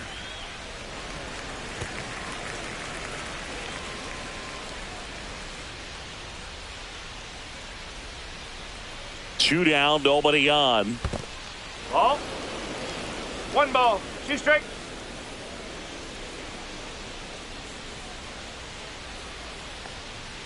Swings and misses. And the Mets go 1-2-3. Nothing across here this half. On now to the bottom of the 4th. No score.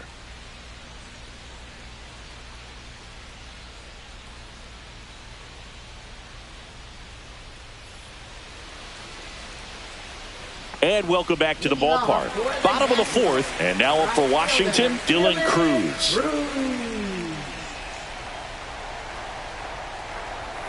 Outside low. And that is ball 1.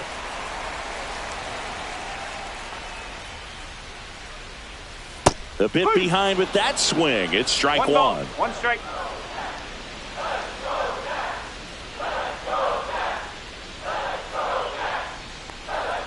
Next pitch is outside.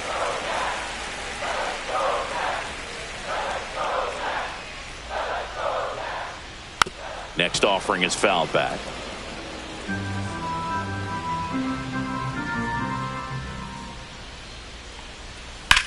Swings and hits one in the air out towards right field. Soto gets under it. And there's one away.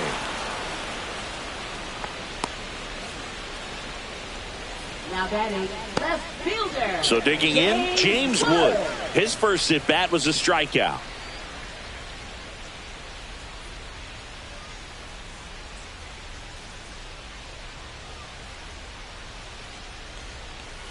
That misses. Ball 1.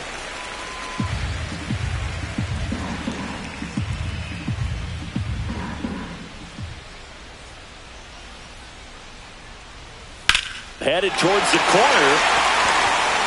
And that's a foul ball.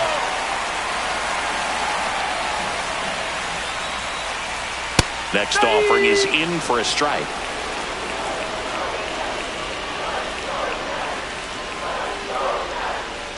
And that one upstairs. The Nationals hitless so far in the game. Out to short, Lindor. Fires to first on the run. It's there, and that's a great play. Well, nice job by the shortstop to field that on the backhand and gather himself, get his feet underneath him. He had a long throw, but he knew he had plenty of time to take that extra step, secure the grip, and finish the throw. Nathaniel Lowe up to hit. He's 0 for 1. Just missed. 1-0.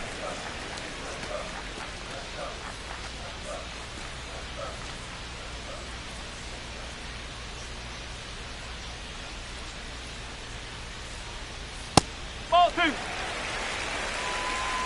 All tied up. We're here in the bottom of the 4th. That's down and in.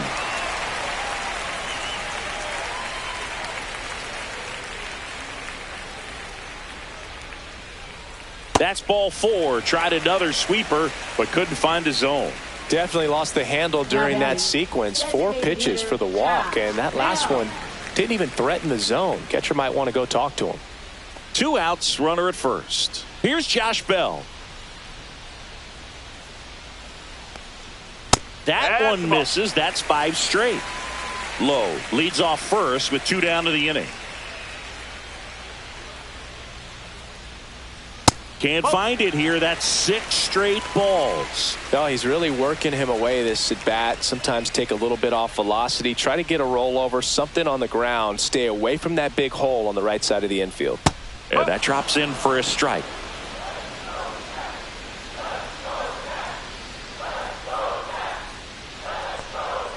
Too low, and it's ball 3. Here's an opportunity to do some damage and perhaps unlock this offense. 3-1 count. Be ready to turn on a fastball. That one drilled left field. Makes the catch. And the inning is over. So 1 left for Washington. Still no score.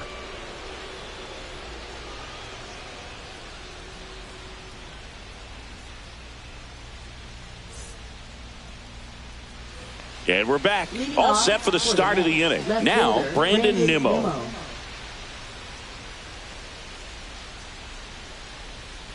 Gore back to work.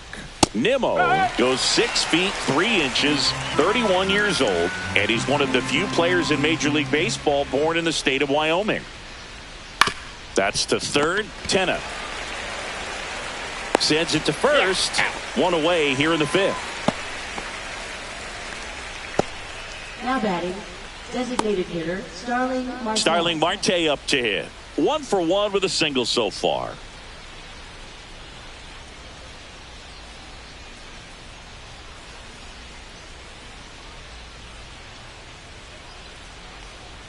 That's in there. Strike 1.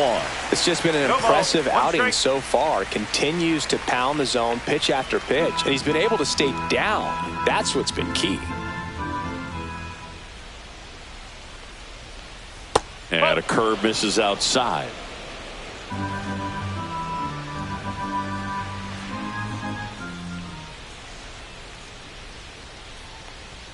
And that one missing low.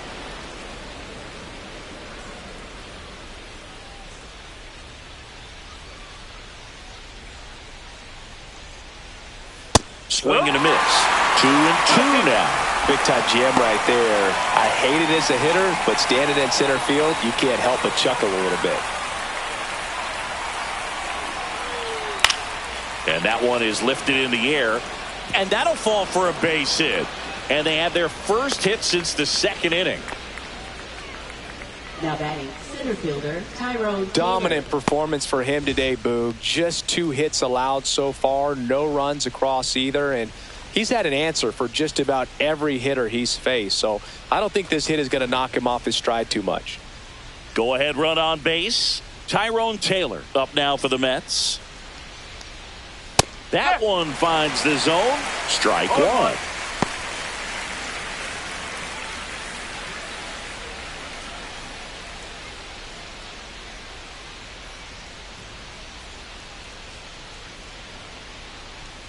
Just missed.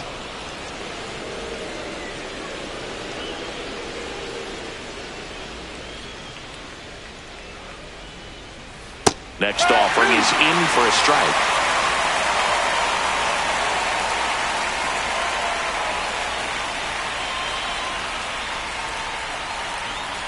See ya! Strikes him out for the 2nd time today.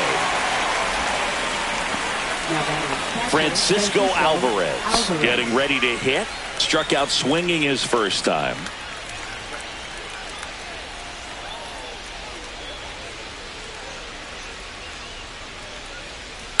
Fouled off. He was late. 2 gone, but the go-ahead run is at first. And we're at the top of the 5th. Next offering is fouled back.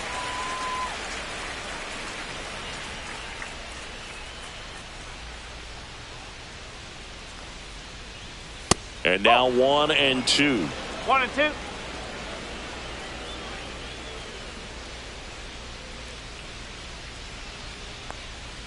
And delivers outside. 2 balls, 2 strikes.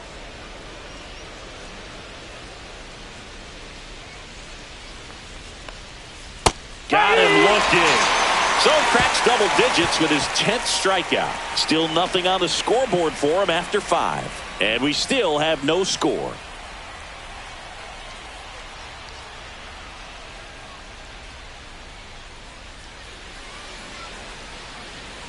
Back in Washington, D.C., we head to the bottom of the fifth. Now it's the second baseman, Luis Garcia.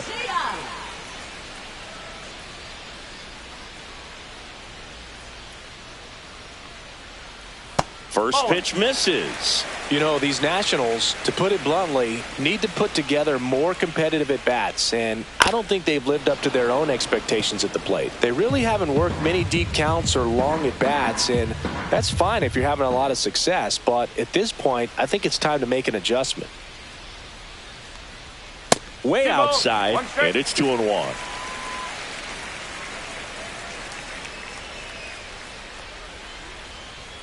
Late that time, and it's strike two.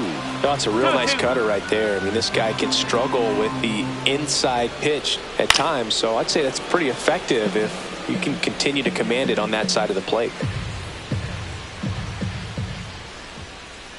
Got him. Now 5 strikeouts for him on the mound. And now it's Keibert Ruiz. Keibert Ruiz.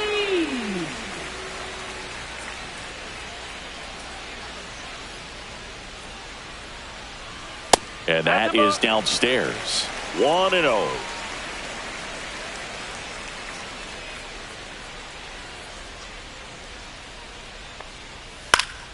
Swinging a foul straight back.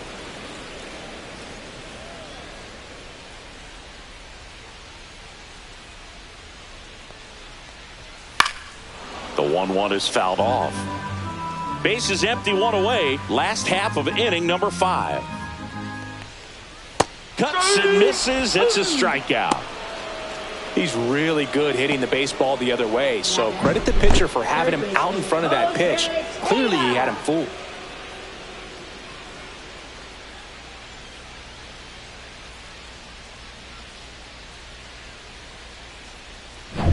Jose Tena digging in for the Nationals. Went down on strikes his first time through. In the air, left field. Nimmo corrals it, and that'll do it. 6th inning coming up. Still nothing on the scoreboard.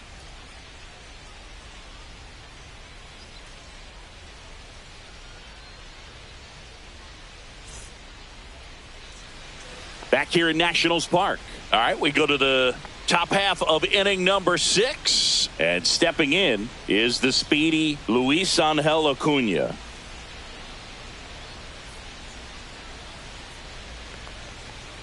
Breaking ball misses down and away.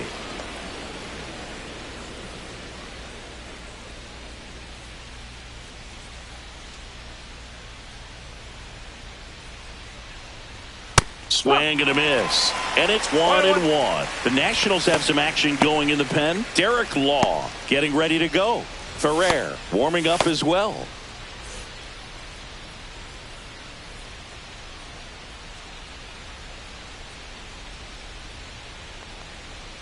And now 2-1.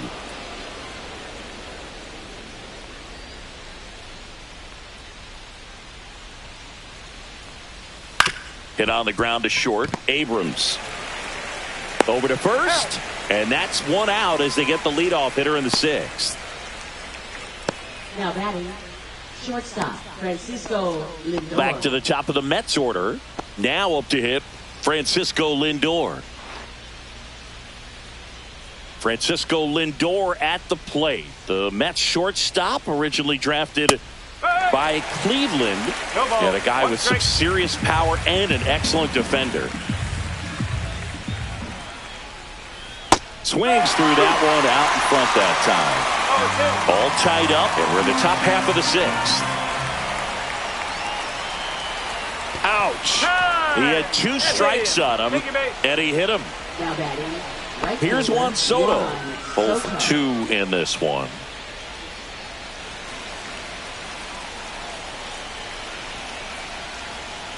First pitch, and he just misses. Well, a mistake right here could untie this ball game. If you're the pitcher out there, you just want to be a little more cautious.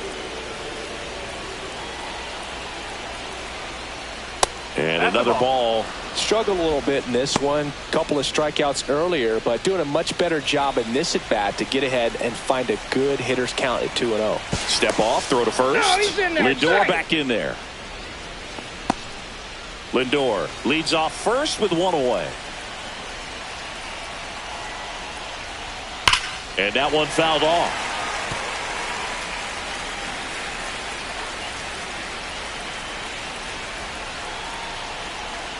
Lindor the move. Swing and a ground ball. Abrams tosses to first. No chance at the double play with the runner in motion. Now batting third baseman, Mark Vientos. Manager out of the dugout now, and he'll make a move to dip into the Nationals pen. Mackenzie Gore done for the day, and he was a tough nut to crack. Pretty stingy from start to finish. Back with the new arm after a quick break. Now pitching. A new arm into the game, the righty, Lucas Sims. 39. Lucas Sims.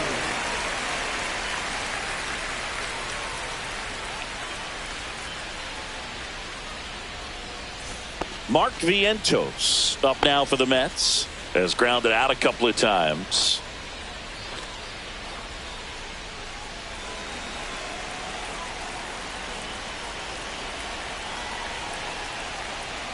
First pitch doesn't find the zone.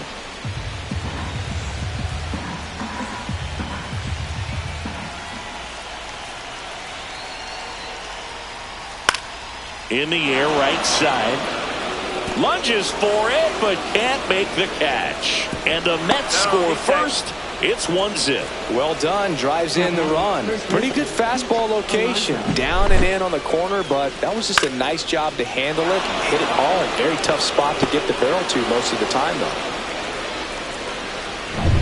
Pete Alonso, the next to hit.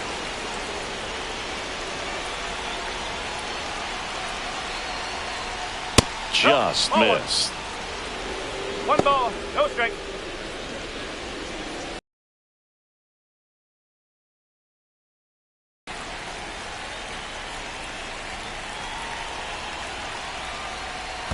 Two balls, no In the strike. dirt.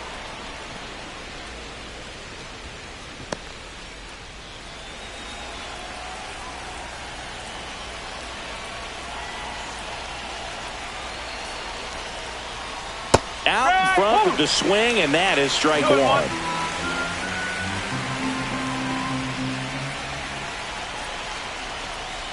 That one misses. Now 3-1. Back-to-back breaking pitches away, you get the feeling as a hitter that the pitcher's afraid of you, that he doesn't want to challenge you. So I think the confidence level is raised right here.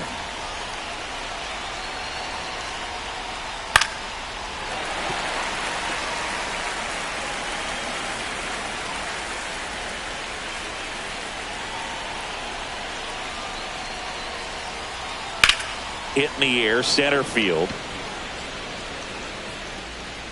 Young makes the catch, and that is that. So 1 run in the inning on this base hit. It's now 1-0. Major League Baseball is on the show.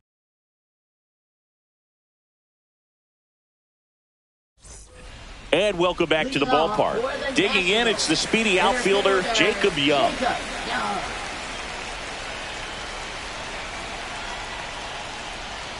And a good fastball to start him off. That's strike one. He's pitching well, but not throwing a ton of first pitch strikes. Usually doesn't work out for success, but you can never predict baseball.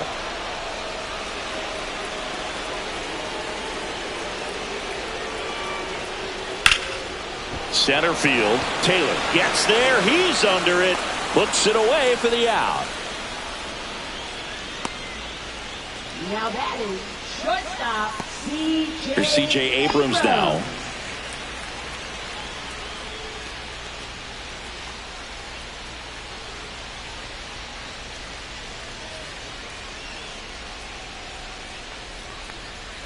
And immediately pumps in a strike to the left-handed hitter.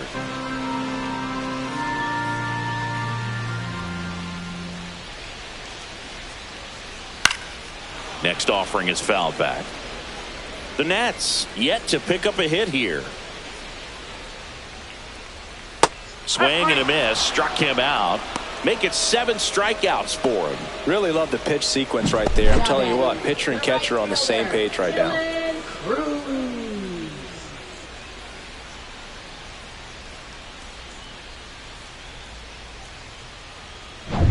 And now the right fielder, Dylan Cruz.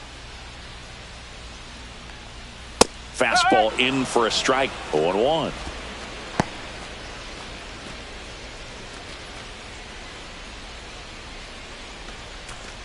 Two down, nobody on. Here in the bottom of the 6th. That to right. Soto makes the catch, and that is that.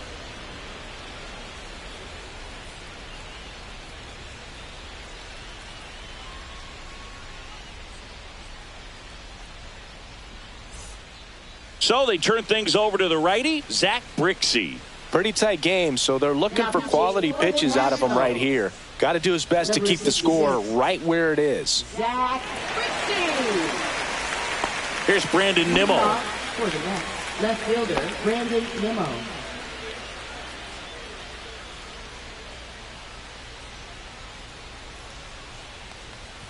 And that misses. Ball 1.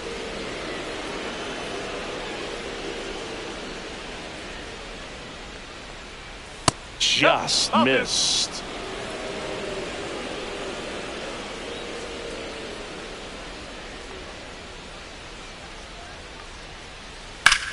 And that one in the air center field. Young makes the play. 1 down. Now batting, the designated hitter. Here's Starling Marte. He's 2 for 2.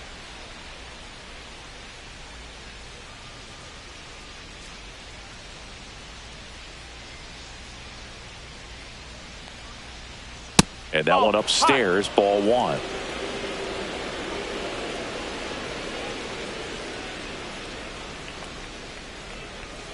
Ball. 2-0.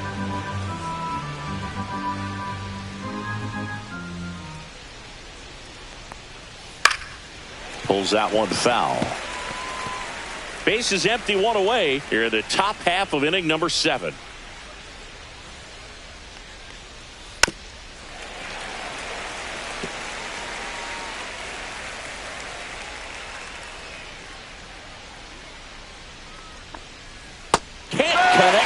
Curveball struck him out. Chris, as we look back at the pitch sequence, he hadn't seen that curveball at all.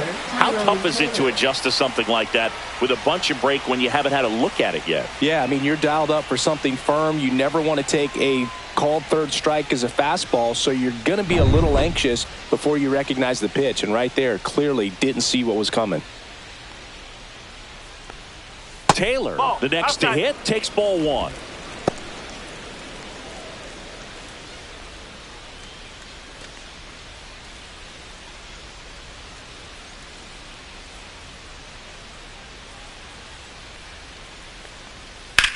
That one ripped. Way back there. And brings it in at the wall. Offense held in check there. 7th inning stretch time. It's the Mets 1 and the Nationals nothing.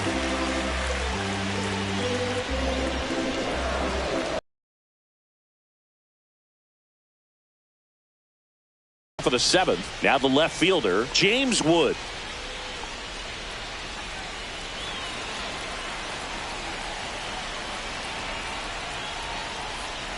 That one is absolutely belted into the corner, but foul. Looking to get the tying run on base. In there, base hit, and the bid for history is gone.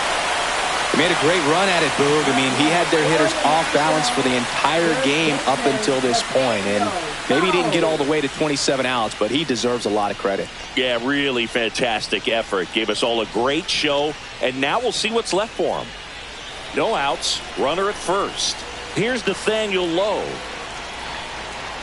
Outside. If you're a base runner, you got to stay dialed in here. Look for anything in the dirt. Try your best to get into scoring position.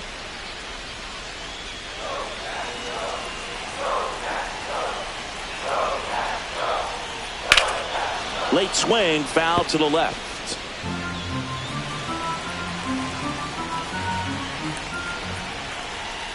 Right through there for a strike. With 2 strikes, may see some movement over there at first base, trying to stay out of the double play right here. Gets a piece there. We'll do it again.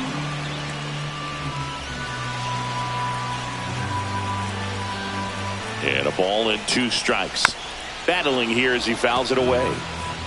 With the tying run on at first, here the bottom of the 7th. And just misses with that one. Man, oh man, I don't know how you take that pitch. That's as close as it gets. Swings through it, and that's a strikeout. Bogey just ran out of patience there. He took a couple of pitches to even that count up at 2 balls and 2 strikes, but that time chased outside the zone.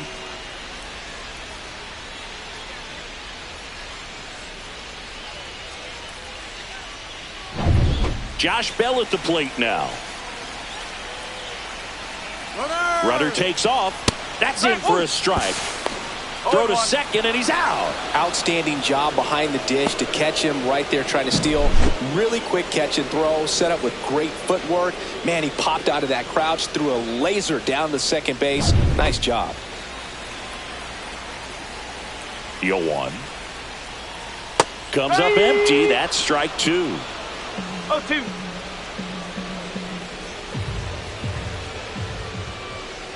Ball 1 there. He missed the zone, but I don't think he missed his spot. That was a good pitch with 2 strikes. Up and in. The count now 2-2.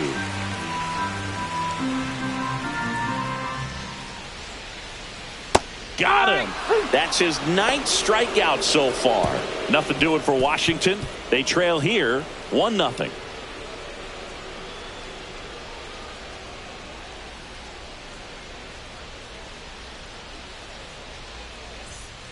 And we're back. And now the catcher comes up to him. Francisco Alvarez. Brixey back to work. And that one is inside ball 1. Brixey measures 6 feet 2 inches. He features a 4-seam fastball, a curve, and he works in a changeup. That one's in there, and the count even at 1.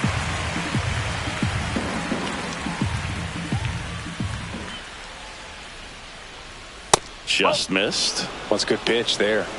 Really had some run and finished a little up and in just on the edge. And that's one of those, if you swing at it, you had a broken bat as you jog back to the dugout.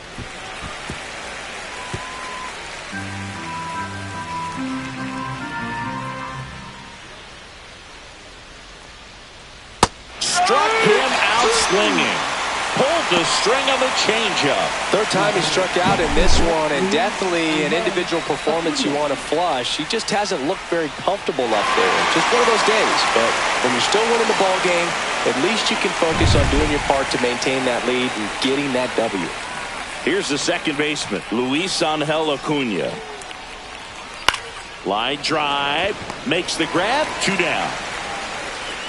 It's never fun going back to the dugout after hitting a line drive that finds a glove, but you will get some high fives. You know, when you make great contact, you feel like you've done everything right. But in this game of baseball, not everything is in your control.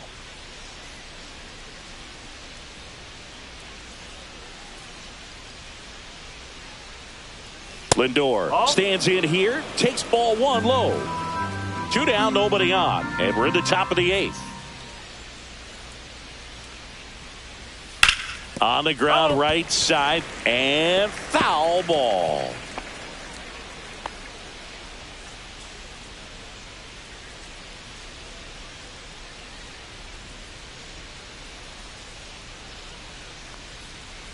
Missed with a changeup, 2-1.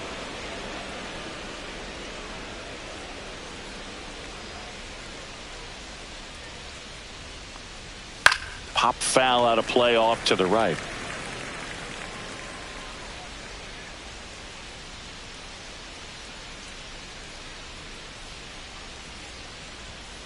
And they'll do it again.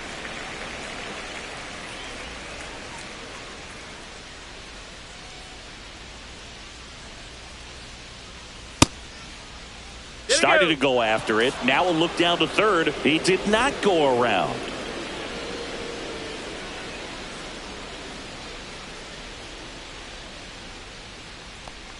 Outside, and that is ball 4. Second walk of the game for him, and he's been really patient at the plate. A game plan that he's sticking to. He's just not going outside of what he's looking for up there. And now it's Juan Soto. 0 for 3 with 2 strikeouts and a ground out. Lindor back in there.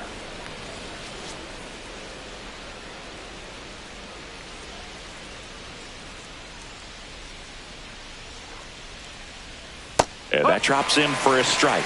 Some hitters are just more confident if they can track that first pitch out of the hand of the pitcher. They don't care if they fall behind 0-1.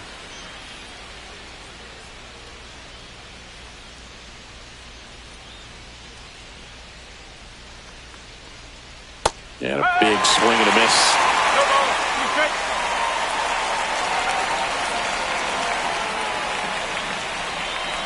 Ground ball left side. Tosses across to first. That's out number 3. No runs, no base hits, no errors, and 1 left on. Last half of the 8th coming up. It's the Mets 1 and the Nationals nothing.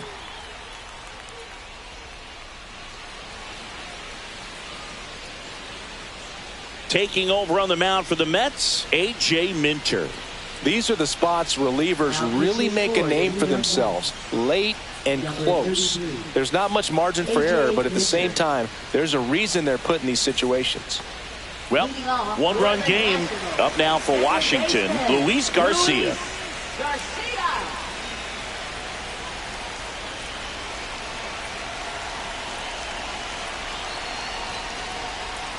And immediately pumps in a strike to the left-handed hitter. Action in the Mets bullpen. Edwin Diaz, the closer, is getting ready and perhaps looking at a long save opportunity here. Buto getting cranked up as well.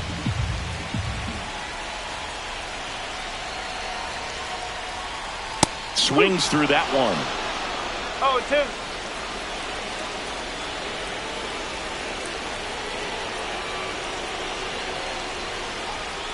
And that's ruled a swing. It's a strikeout. Pretty big strikeout right there to start this 8th inning. Down 1. Any leadoff base runner really makes this inning a bit more interesting. But now this offense has to switch from possibly trying to manufacture a run to needing to run into something or just try to string multiple hits together to get a run across the plate. Ruiz in the box now. Takes strike 1. It's amazing to look up and see 88 miles per hour on that changeup. Back in the day, that was a pretty good fastball. But with high velocities these days, that speed differential is right where it needs to be. 1 down, base is empty. That one lifted to left. Nimmo ranging after it. Makes the grab. 2 down. Just pulled off of it a little bit right there. That front shoulder coming open instead of staying closed. If he does that, he's going to be able to go up the middle the other way with some authority instead of a fly out to left.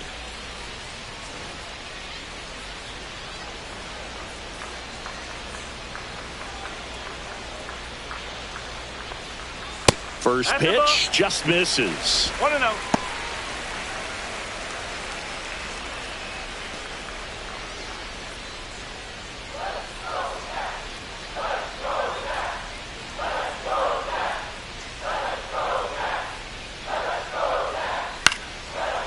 Makes the grab, and that's the inning. No runs, no hits, no errors. Through 8 full, it's the Mets 1 and the Nationals nothing.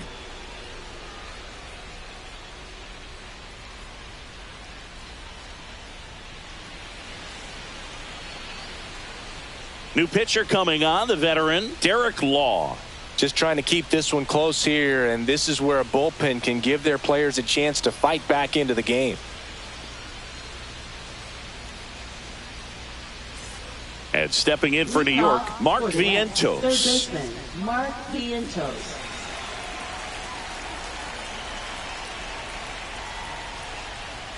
Swing and a miss as he was out front that time. Action in the pen down there. Number 68 looks to be getting ready for Dave Martinez. Number 62 getting loose as well.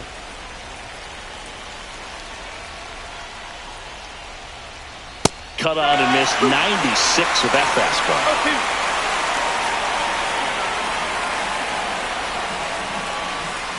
Swing and a miss. Got him to go up the ladder for the K.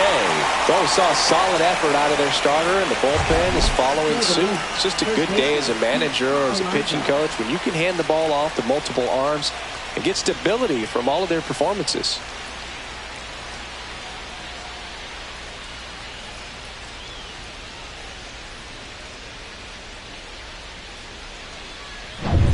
And next will be the cleanup hitter, Pete Alonso.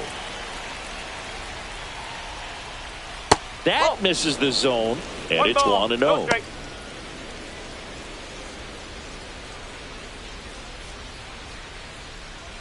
One-run game here in the top of the ninth.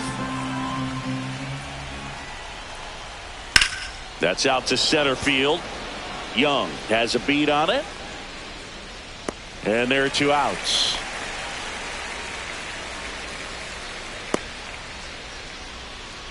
Now batting, left fielder, Brandon So up next, Nimmo. Brandon Nimmo. 0 for 3. A fly out, a ground out, and a strikeout.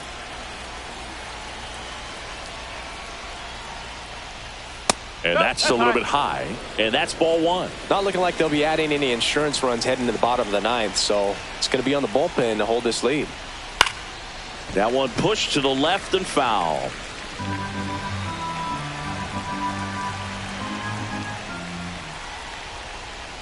Swings through that one for strike 2. 1 ball, 2 strikes. Look out! And it hit him. He had him 1-2, and he ends up hitting him with a pitch. So man aboard, Starling Marte up now for the Mets. Law picks over. Nimmo dives back in safely.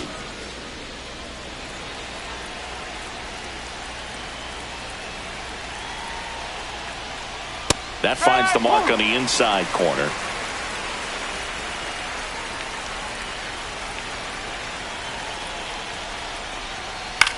And he grounds one to the right side. And that's just foul. 2 outs. Now 1 out to right. Cruz towards the line, looking up, makes a one-handed catch. So it's no runs on no hits, no errors, and 1 man left. And 9-1-2 scheduled to lead off the bottom of the ninth. It's the Mets 1 and the Nationals nothing. Edwin Diaz on to try and close it out. Save opportunity for him right here, and he's their guy. Time to lock this one down and get out of here with the W. Well, 1-run game, and now it's going to be Jacob Young. Trying to bunt his way on. Bare hands it, tough play, and that's a great play for the out. Well, I think the defense was anticipating something here because they were really ready to defend as that ball was put down. Nice little drag bunt, but they get the out, and way to go.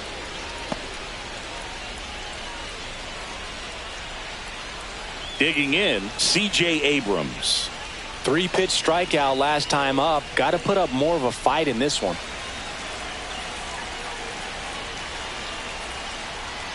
That's inside.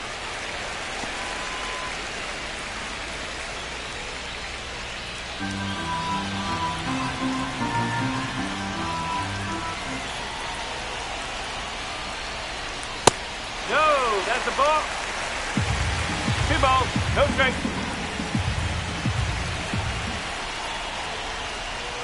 There's a strike, and it's 2-1 now. It's a tough pitch, but in terms of the best pitch you're going to get to hit in the at-bat, Looks like extra bases. And now the tying run is into scoring position.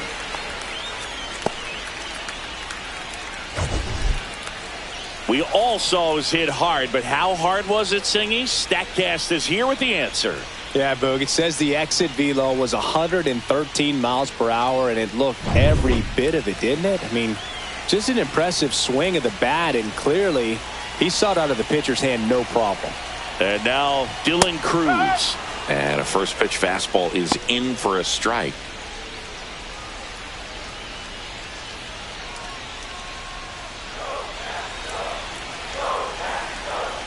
So the tying run at second.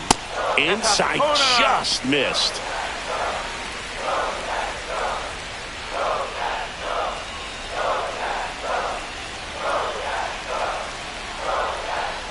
The next offering misses. Now 2 balls and a strike. Trying to close out a 1-run lead. Yeah, the home team trying to pull it out. Swing and a foul out of play.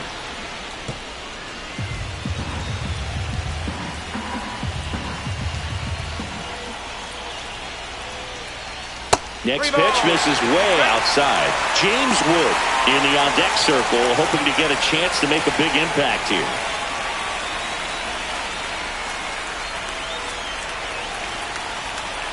Man at second. Swing and a miss. Struck him out. Now only 1 out remaining. You know, Boog, you often think of sliders more for that horizontal movement, but most of the good ones have both vertical depth and that horizontal movement, and that's what we saw right there. Good drop on the break and got him to swing over the top. Last chance for the Nats in this one. And now James Wood. That's in there.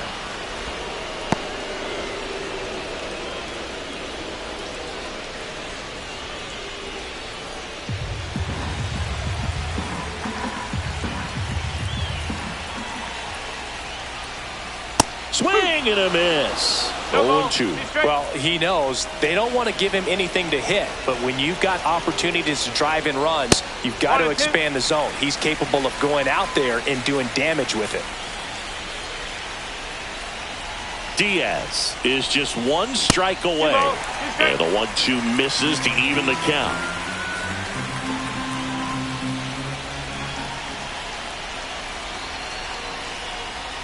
Way high. Nathaniel Lowe in the on-deck circle, hoping to get a chance to make a big impact here.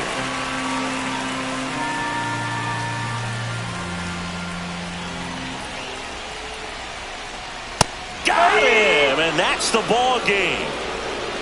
Well, this one was all about the pitching and defense. Outstanding job of the pitchers, really attacking hitters, trusting what the catcher was putting down, and trusting the players standing behind him to make the plays defensively. Sometimes you want to see a high-scoring game, but sometimes you can appreciate the artistic beauty of what these pitchers did on the mound today. 1-0 the final. For Chris Singleton and our entire crew, I'm John Shambi saying so long.